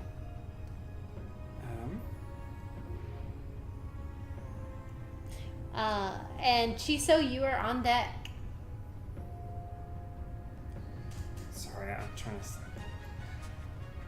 I have, fire and lightning damage, and so I can't possibly hit all three of these dragons with one of those.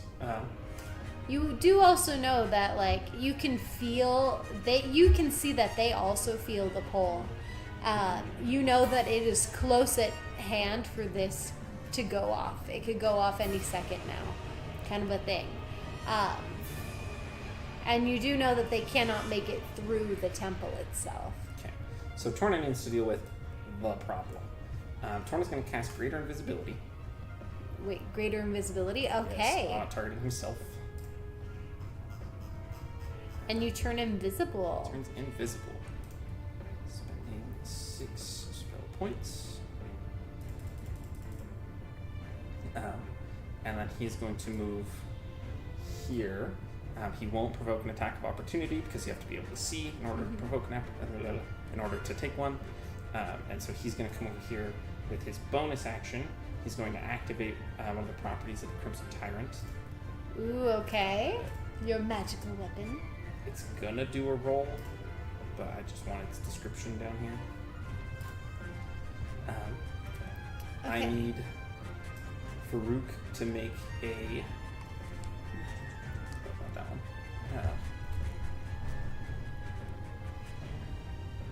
You need Farouk to make A wisdom saving throw. wisdom saving throw. That's a 12. DC 18. Okay, so he's going to choose to succeed with one of his legendary resistance. As a reaction, this isn't gonna do anything because it's fire damage. So as a reaction, nothing. As a reaction, nothing. Okay. Yeah, that's Torna's turn as he attempts to force Farouk to kneel. Oh, okay. And Farouk's like, nah. Not about this. You kneel to me. Oh yeah, no, that's what he says. He's like, you kneel to me. Not the other way around. As Torna... Actually, Farouk can still see Torna. The Yeah, dragons could 'cause still he- see Torna too, because they have true sight. Yeah, true sight. And incorrect. So they could have had an attack opportunity. It's fine. Okay. His attention was focused elsewhere. Yeah. Has other problems. Yeah. True sight. He's worried if Speaking his to mother's an owl Farouk, too. Torna commands, or speaks in a commanding tone of voice, saying that you will submit to my peace. Oh. And he has no response to that. Okay. And actually, in response, he's going to legendary action tail attack you. That's fair.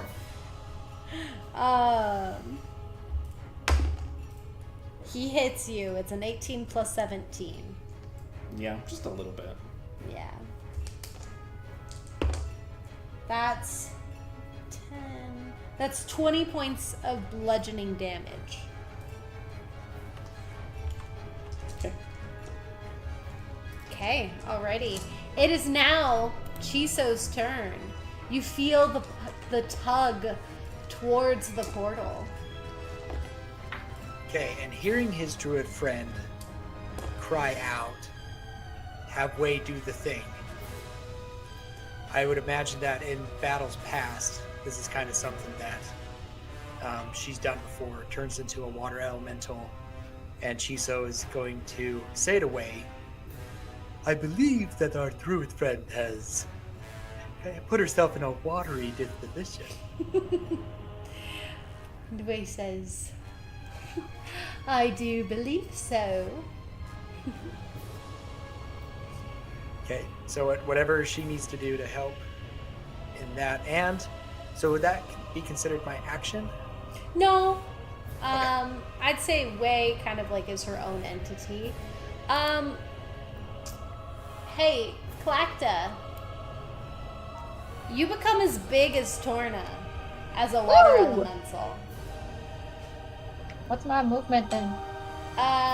Your movement is doubled and your damage is tripled. as Wei is like, I snap her fingers and then beefed up water. See, you're the giant fish now. There we go. Giant koi. This is the giant koi. Yeah, that's the. Was that Saji's request? It was either, I think it was Silver Dusk or Seji. A little bit of both. We did it, guys. We got the koi. We did it. Okay. Okay, then with my action, he's going to get within 30 feet of Torna. So he'll just move up about 5 feet, and he is going to cast Haste. Not Torna, Caecian? Caecian, thank you. And he's going to cast Haste. All right. So choose a willing creature you can see within range. Until the willing. spell ends, the target speed is doubled. It gains a +2 to its AC. It has advantage on dexterity saving throws, and it gains an additional action on each of its turns. This is what I'm after. Dang. Alrighty. It is a concentration spell.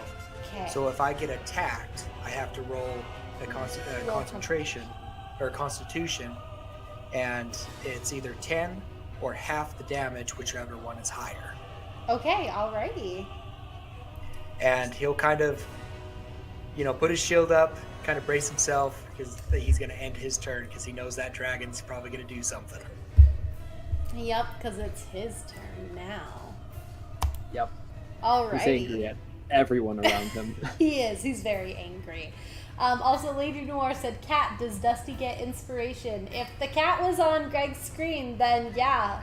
I did have a cat, yes. There we go. Inspiration. Cat inspiration. Let's go. Catspiration. Epic. Alrighty. Yes. Farouk is not happy. What he's going to do...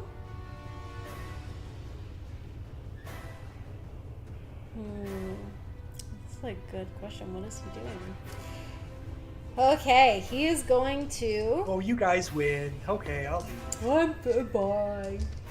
He's going to use his Frightful Presence So all three of you, We are all immune to it.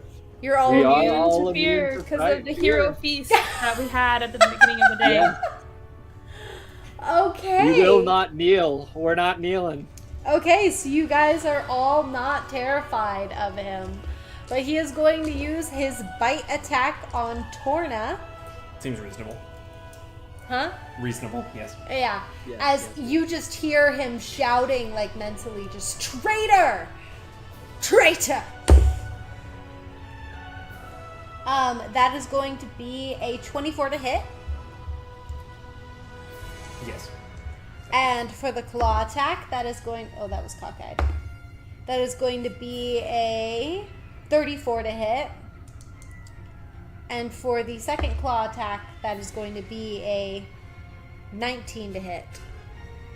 19 does not hit. Okay, so the bite and one claw hits. So the bite is 2d10. That's going to be 14 piercing damage. Mm-hmm. And then for the claw, that's going to be 15 slashing damage. Okay. Alrighty. As he is just so furious at you. He can't. Can he do a legendary action at the end of his turn, or does it have to be at the end of someone else's turn? Generally has to be at the end of somebody else's turn. Okay. Alrighty. So he's not going to do his legendary action until the end of Caecian's turn. Caecian, All right. it's your turn. Start off my turn. We'll use a use of my psionic power to regenerate one of my dice as a bonus action. But I have to wait till a short rest to do that again. So this truly is my last psionic die. And he's going to use it to attack. Attack! His first action is going to be so he's going to like take his shield and he places it onto his back, slipping it into a slot to hold it as he now dual wields his moonblade, Alrighty. increase its damage, and then he is going to begin slashing. For his first action, he'll take 3 slashes. So the first one will be empowered. 2, 3. And 1 hits. For his second action, he will do the same thing, attacking 3 times with his Moonblade. Because of haste's active ability. Okay, so it's a 22 to hit him. Okay, that means I hit 2 of the 6 times. Okay. He's got such a high AC. Yeah. Okay. Ancient Boom. dragons and stuff. So that is 41 total damage. Okay. As Caecian begins slashing at him once again with his newfound speed. And that is the end of my turn. Okay. He is going to do his wing attack real quick. So each creature within 15 feet, which I think is Torna, Caecian, and Chiso. I was about to say Dallas. Each of you need to make a dexterity saving throw. Caecian has advantage. Caecian does have advantage.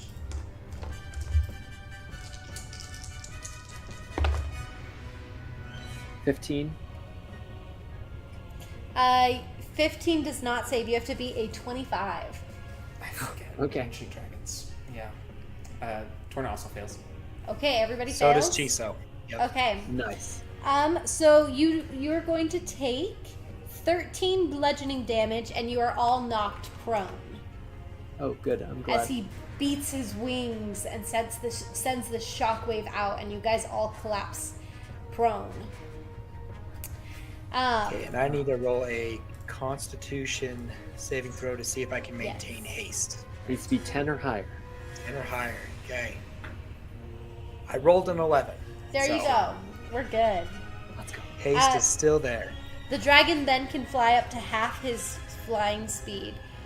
So he's actually going to come right up to the doorway here. And he pokes his head in. Can he though? Because they're holding the door So closed. it's going to be a contested strength check, so athletics. So they have advantage, I would assume, since there's 2 of them. Yeah. Yeah, they have advantage. Good luck stopping this dragon, but, you know, they have advantage. So he got a 25.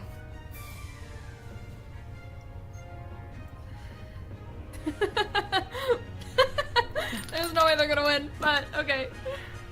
Yeah, they fail with a 10. Okay. Yeah, he bursts his head through the door. They get Wait. knocked backwards. Is it just his muzzle? Is it- Can he fit his head in? Is it just the muzzle? Because it's the doorway of a human. Is it just his muzzle? Also- He's like, ah. Also, was it 10 combined? Yeah, I rolled it as like one person. Should it have been both of their strengths on top? It wouldn't have mattered. Yeah, I mean, either It would've been way, just it 13. would still. He got a 25. Technically, it would Yeah, just it's be not. one of theirs, but. Kobe, can his head fit through the normal door? Just a muzzle. Yeah, I think so. Okay. I'm gonna say his body doesn't fit, but he snakes his head in, and he's like. Ah. His eyes look at you, Mona, and you just hear in your mind, traitor. Takes a step back.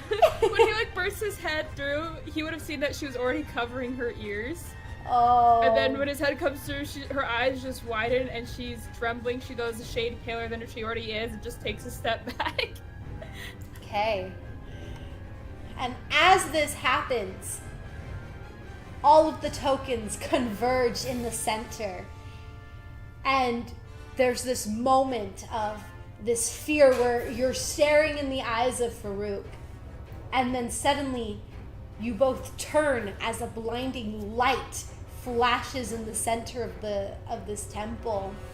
And a beam of light shoots from this like ball of energy in the middle where all the tokens are rotating around each other, and it shoots towards the portal right next to it. And you notice that the purple energy beacon grows brighter and faster, and it starts spreading everywhere. And you see instantly the walls of this temple start to break and crumble and start getting sucked inside of this portal. All of your like spirit guardian people are still guarding like the orb, as the tokens have kind of become this one purple orb together in that center there. They continue to guard it, so don't worry. But your temple is now being sucked through. Initiative will be paused here as the temple gets sucked through. Mona, a piece of the temple that you are standing in starts getting sucked through and knocks you over. You are actually landing into the pool of water below. But since it was like right on top of the pool of water, it's just your butt gets wet, you know. Rosa and the big water elemental of Tlachtga, sections of this temple are getting sucked into the portal. And so the sections that you guys are standing on are getting sucked in as well. So you are going to be falling down into the crumbling building. Yeah. If I'm falling down into if I fall down through it, it says that I can fit through one. Hold on. Let me find it. Something about I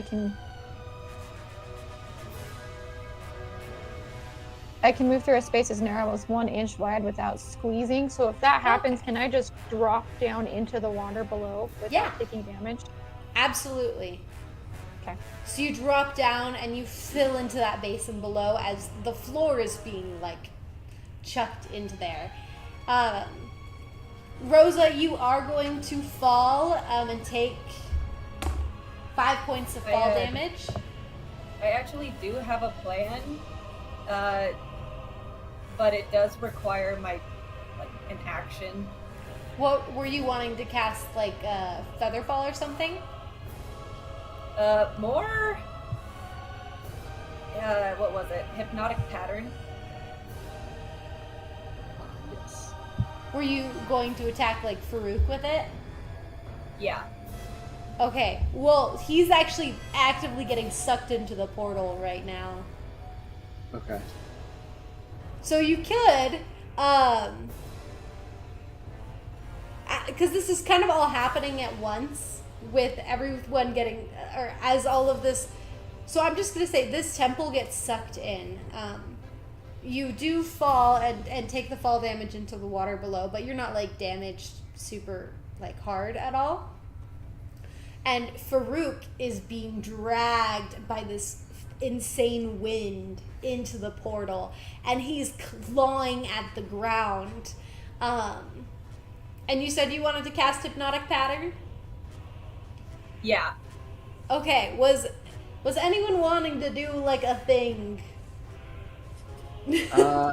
Caecian pretty much would just get up, and if he sees any of his party members like being pulled, I mean outside of Torna, I guess, Yeah. pulled in towards it, he's going to attempt to use the one and only use of his psychic telekinetic movement ability, which allows him to move a willing creature 30 feet in a direction.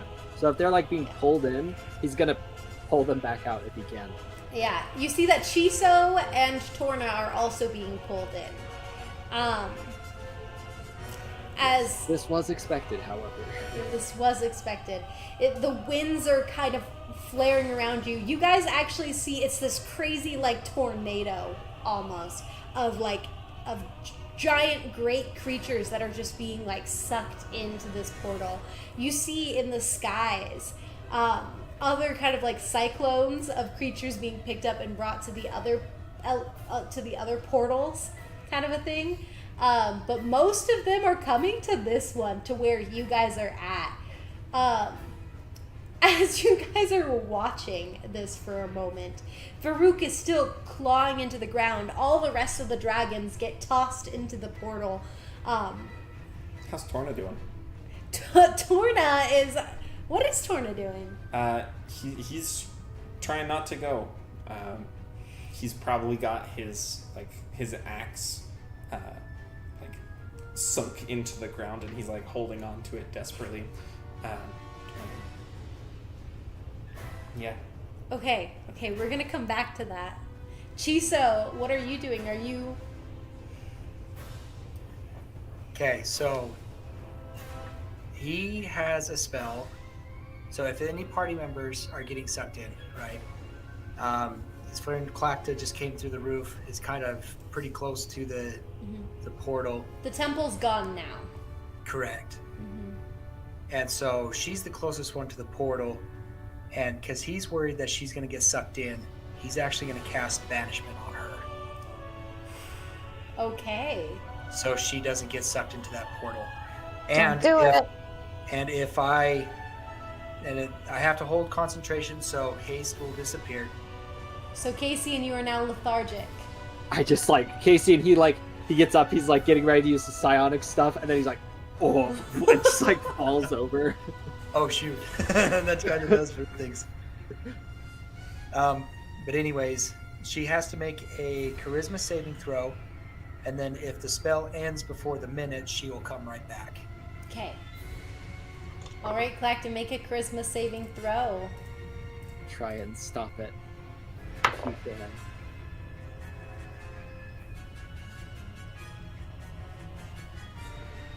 What do I have to beat? You gotta beat a 17. I got a 17. Oh, That so you does beat it. succeeded. Alrighty, so he attempts to cast banishment on you, and you feel the effects of like a spell being cast, but it kind of wipes off of you. You feel the effect of Wei kind of grabbing the water like form of your elemental and rooting you down into the water of the pond. As Chiso, she understood what you were trying to do, and she's trying to also help keep her rooted, keep her there. Tlachtga, you feel like you can move around within the water area, okay, but you cannot leave the water area, at least for the time being.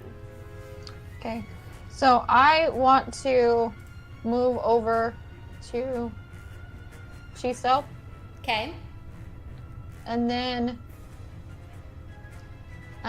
I'm going to drop my elemental form. And from before, like where it was starting from the bottom and coming up, this time I see it kind of going from the top down to my head and going down. Okay. And I want to say thank you, little friend, or because right now I'm huge. So thank you, friends. But it's not me that I'm worried about. And I want to use one of my items that I got. One of my uncommon items, and it's the immovable rod, and I actually want to stick it into... You're probably going to take some damage or something. I don't know. I wanted to stick it into Chiso.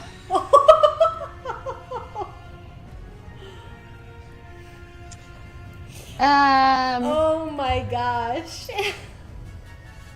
It says you can use an action to press a button which causes the rod to become magically fixed in place until you or another creature uses an action to push the button again. The rod doesn't move even if it's defying gravity. The rod can hold up to 8,000 pounds of weight. More weight causes the rod to deactivate and fall. A creature can use an action to make a DC 30 strength check, moving the fixed rod up to 10 feet on a success. Oh my goodness. All right, I guess if he's unwilling, roll to attack. Roll to hit, I guess. I would imagine he's not expecting this, right? He would never imagine that she would Stab him. do this, yeah. So if she could get advantage, that would be... Because he's not expecting it, right? Okay, yeah. So advantage for a sneak attack, effectively. I'll have you roll 1d6 for damage, as it is kind of a thick rod that you're trying to plunge into him. Okay. The Professor Foghorn. Oh no, I've been impaled. Love this. My strength.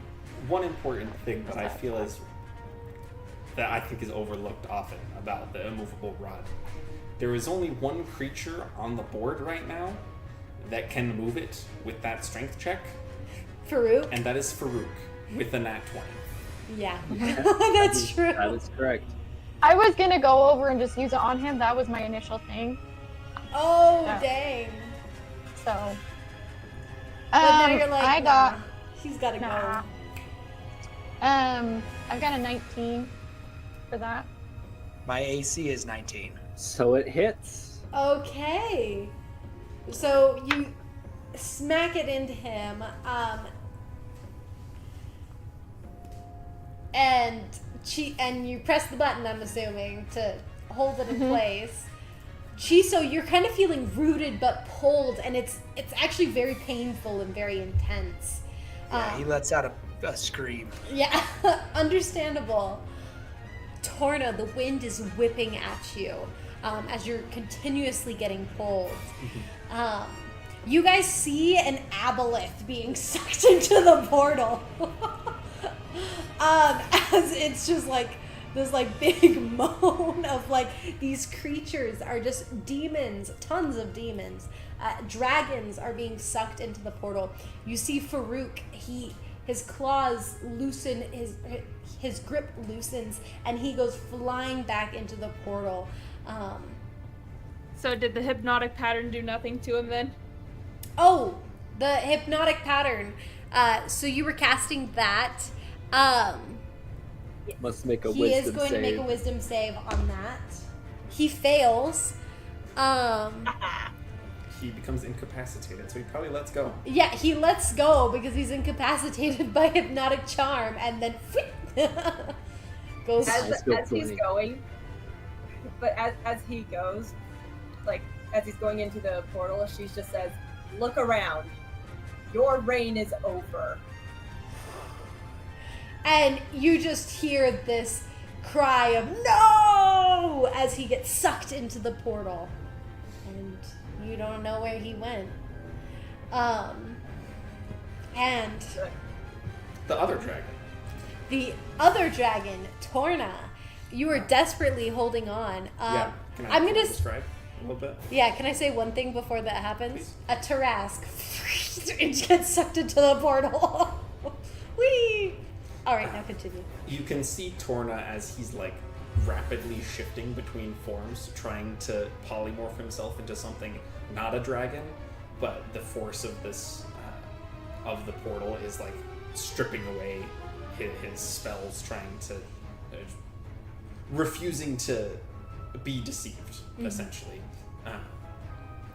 Then at the same time, he's like frantically casting Entangle underneath himself to try and like prevent himself from moving.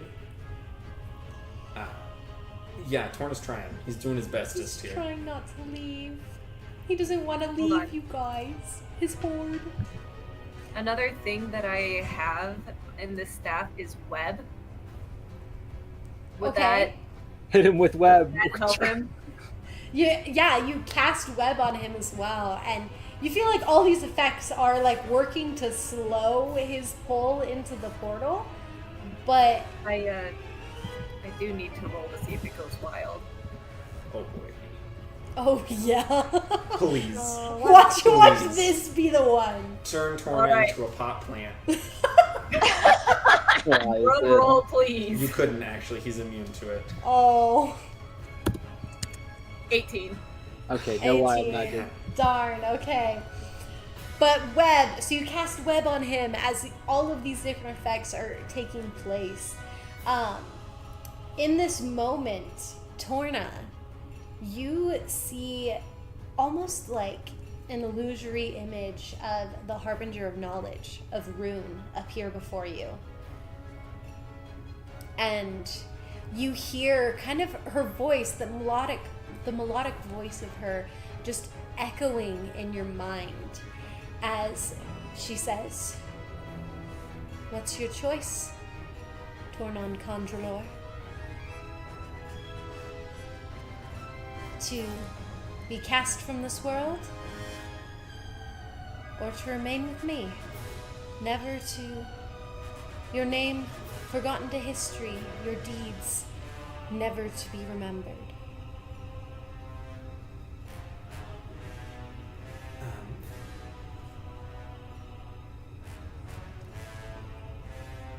Torna, as he is fighting for his life here, She did offer you the choice Yep. at the beginning or last session. Yep. He, in the midst of this like struggle against the force of the portal,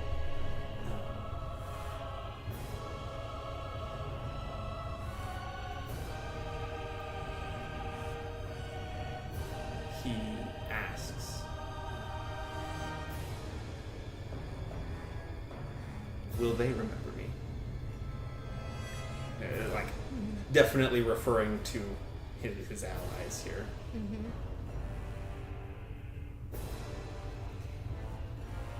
And will I remember them?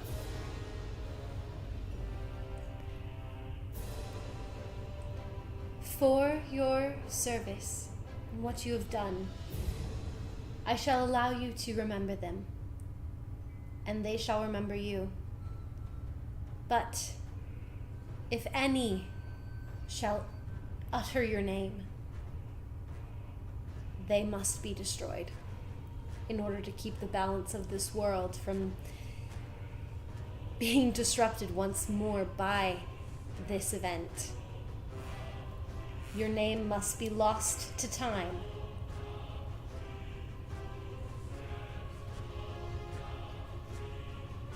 Then so be it.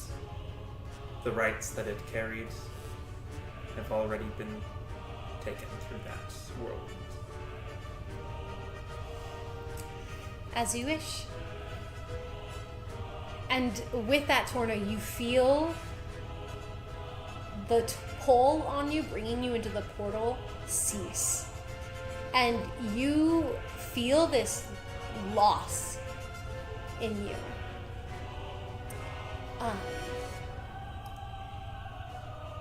And yeah. And you feel that loss of your name. You know your name, but you know that if it is ever spoken, that person will, whoever says it will perish. But the pull on you ends, and you are now webbed, entangled, and stuck in spot. Really freaking stuck. Yeah, you're really freaking stuck. As for Chiso,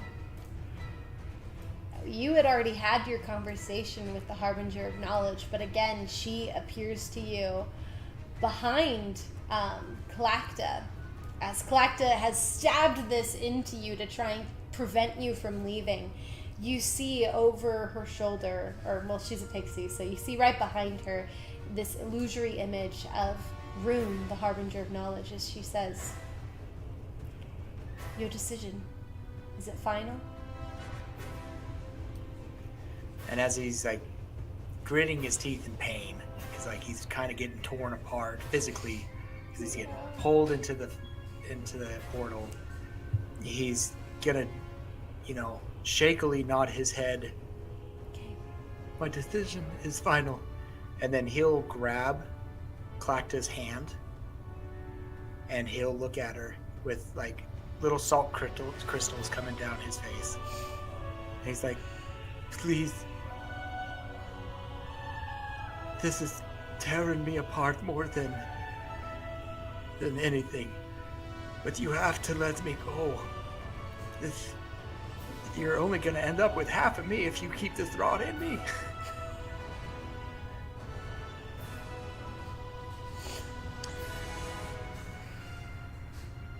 Tlachtga's crying at this point, and she's shaking her head no. It's like, I can't lose you two. But I know you will not give up looking for me. Come find me. She's gonna steel herself for a second, and she's gonna say, if I survive this, wherever you are, whatever plane you go to, I will find you. And she's gonna release the staff. Okay. As you release the staff, he gets whisked away. You notice that some of the water from the basin gets pulled in as Wei is desperately like bringing it onto Chiso as they get sucked into the portal, like wrapping it around him.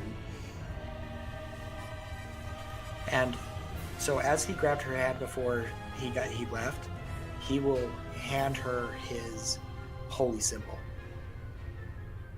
Kind of a little talisman type thing into her hand as he disappears. Okay.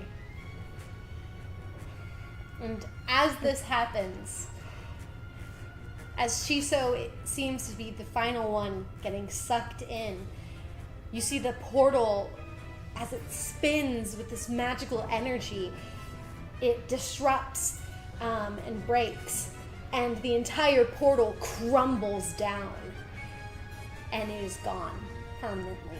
This this portal has now been shut down permanently. The tokens are nowhere to be seen, as they've been used up, or at least the Harbingers are able to retrieve them in their own way. But to you guys, they have been used for the spell. When he's going, like, as everything closes, everything and whatnot, she's screaming no, and is just like holding and hugging onto his holy symbol, bawling. Okay.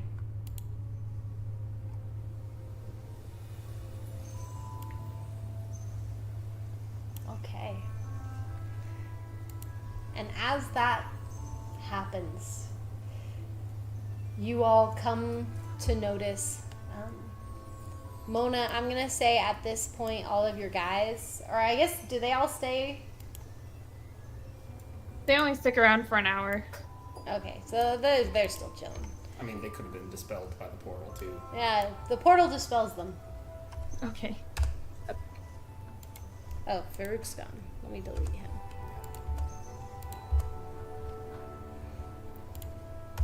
Okay.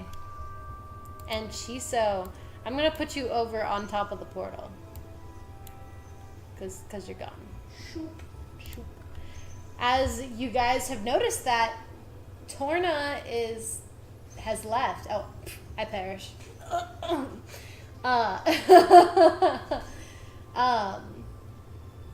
But you feel that something in your something about him has changed.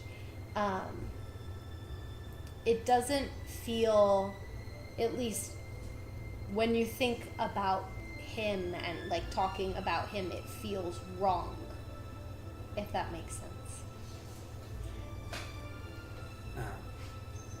You can see underneath his scales, or like at the base of his scales, it seems like they've almost changed pigment. Where before he was a pretty like solid red throughout, he has this like layer of like a darker red, like close to black. It makes him look less present, less tangible. I think that's probably the best way to put it. It looks almost like he's faded a little bit.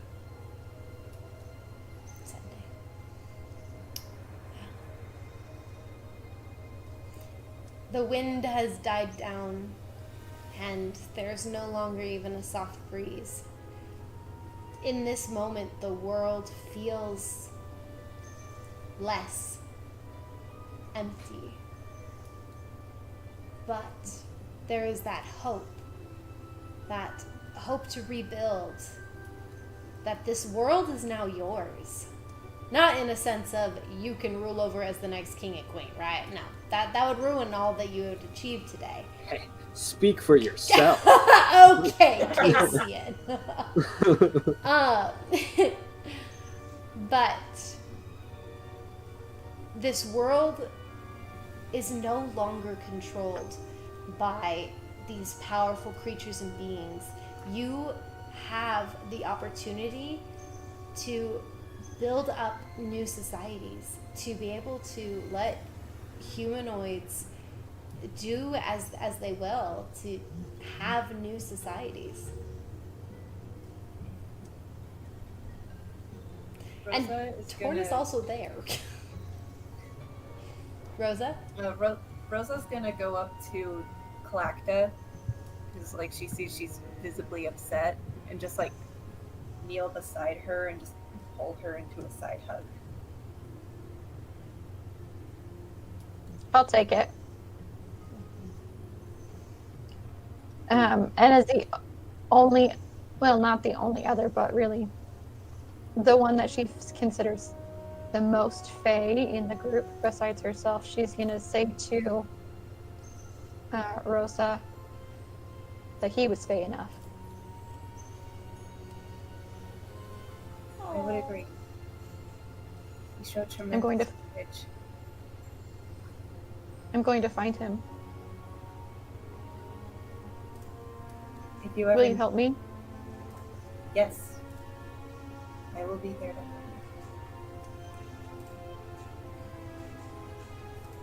you. An unlikely alliance between Seelie and Unseelie, yet an alliance nonetheless. Caecian will actually like stand up from where he's like at.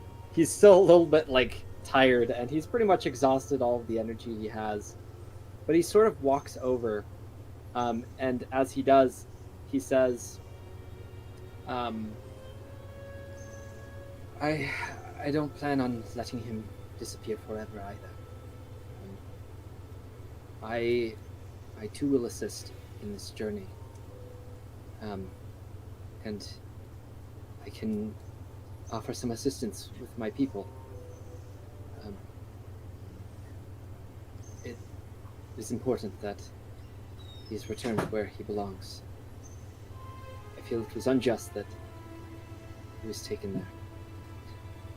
And Caecian, he pauses for a second and then looks over towards Torna, and he opens his mouth to speak and he pauses. He says, "Dragon, I feel danger on your name, but I wish it were not so.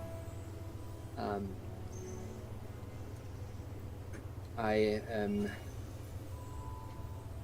grateful for what you have provided for me and for my people.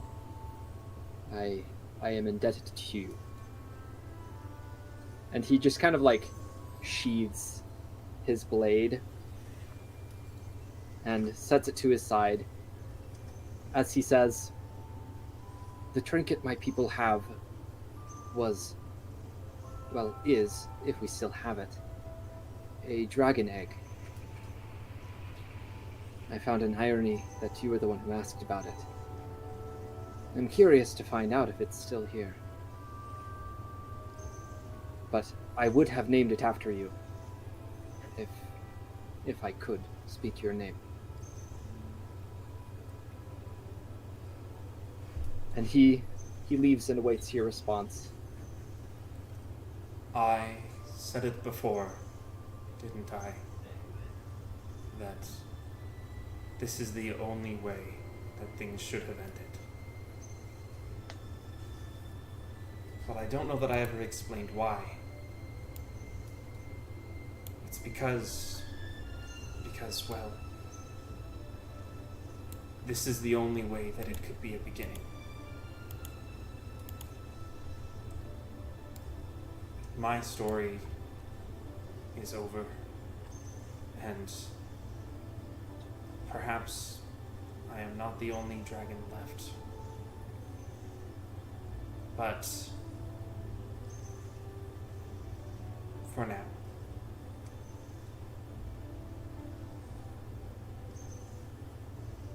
we should let the world rest, knowing that for a time, dragons will no longer be seen in the skies.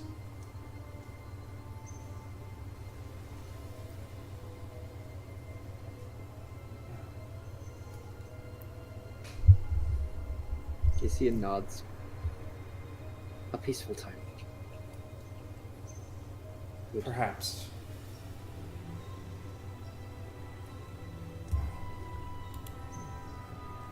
You know that your next step would be to return to the Harbinger of Knowledge, to Rune.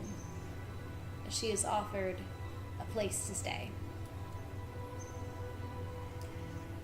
Though not a title for your name, in place.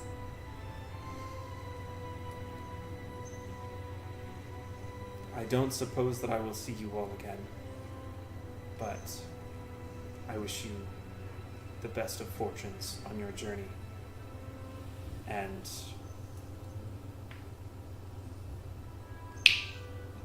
you should know that I've treasured this time.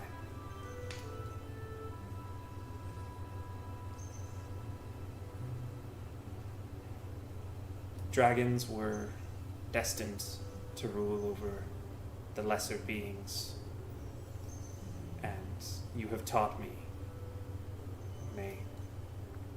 proven to me, that in truth there is no such thing as a lesser being.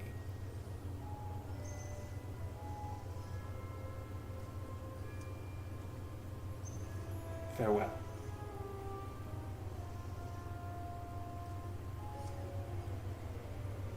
Caecian just kind of gives a one-handed salute as he almost signals it's a salute of appreciation and of gratitude And it's almost as if he's saying, I understand.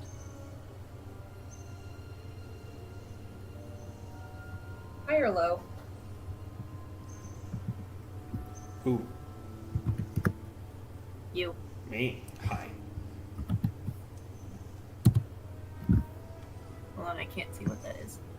That is definitely a That low. is low. Rosa will just give like kind of a deep nod. Though we may not help others remember you, how noble and brave you were, just know that we will never forget. And what you did for not just us, gesturing to everyone here, but for this world, for the sacrifice that you have made. This world now knows peace since the time the demons came.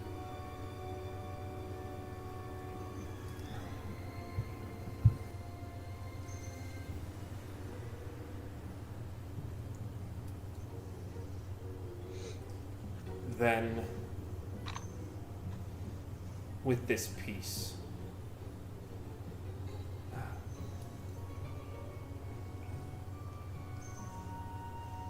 what was Torna saying? Dang. With this piece, take some of it for yourselves. Don't delay chasing Chiso. But we won. We succeeded. There is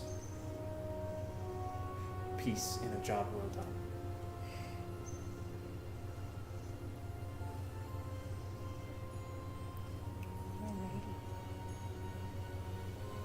Yeah.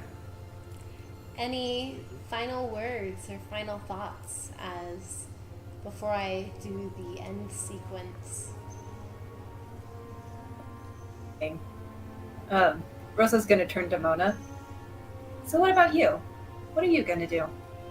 You're your own person now. Mona's actually just still sitting in the water. She looks very small and like collapsed inwards. Not physically collapsed, but just, yeah. As you say her name, she looks kind of startled, like she normally does when people call attention to her. She'll look over and you can see that she has been crying. And she just shrugs. And then looks back down at the water and pokes the water.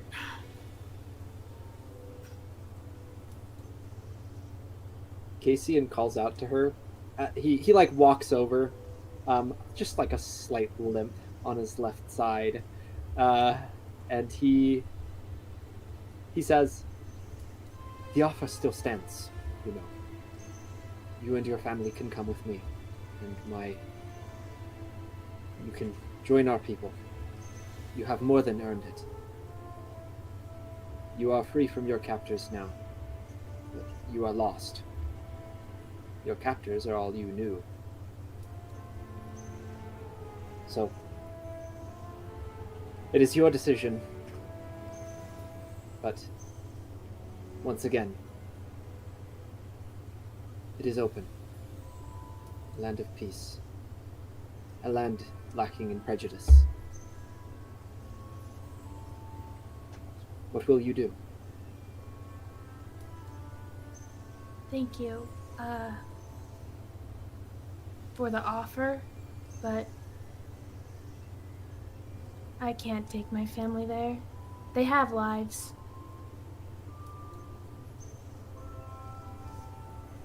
Friends. Uprooting them would be cruel. But thank you. She kind of like sniffles a bit and wipes her nose as she goes back to poking the water. Caecian nods.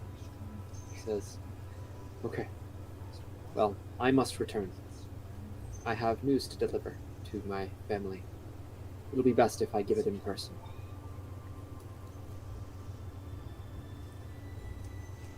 Alrighty. He's just basically going to begin. He's going to stay with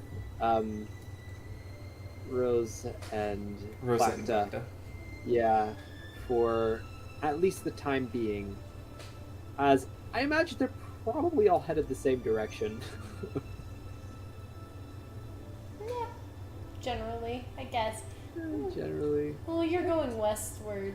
Are my people even in the Feywild? I don't think they are, actually. No, they're No, not. they're not. Yeah, they're not in the Feywild. So They we might left. part ways for a time. We would schedule. We'd be like, this is when we're going to come.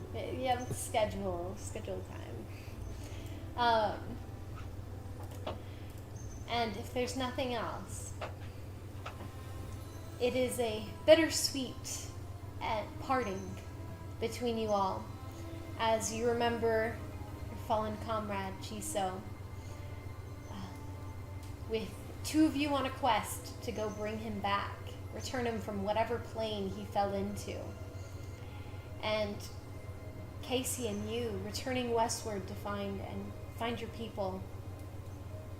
Mona returning home, at least to figure out what's next for you and your family.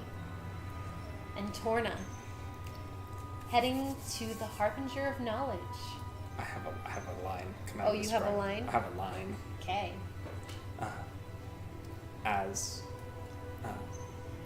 departing from this portal where the final battle took place, Torna, with the last of his magic, casts with the last of his current magic, he casts greater invisibility on himself once more, and for the first time in the age of man, a dragon flies through the skies, unseen to anyone.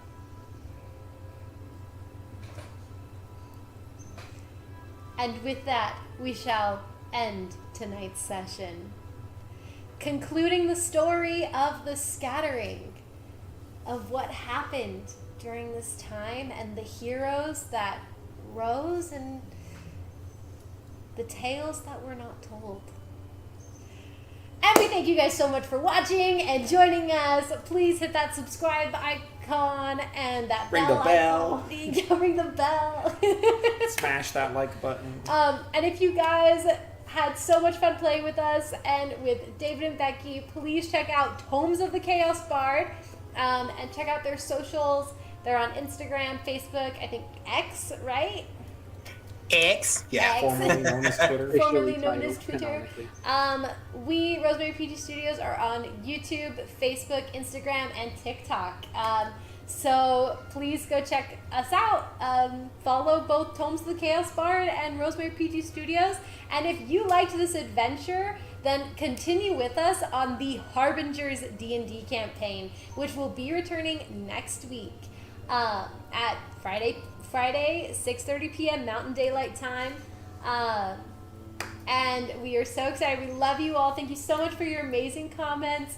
Thank you so much again to Tomes of the Chaos Bard, David and Becky, for joining us for this amazing adventure. And we hope to see them again. Yes, and thank you for inviting us. This has been so much fun to collaborate with you guys. Thank you for the opportunity. And if there's any of my listeners out there, our listeners, please check them out. They're amazing. They're family friendly. And this is what you get, guys. This is an amazing show. Oh, thank you. That's very sweet of you guys. Also, thank you to Kobe, who also was guest starring. He's a great husband. He's debased.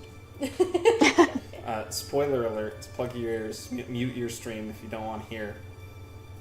I'll be back.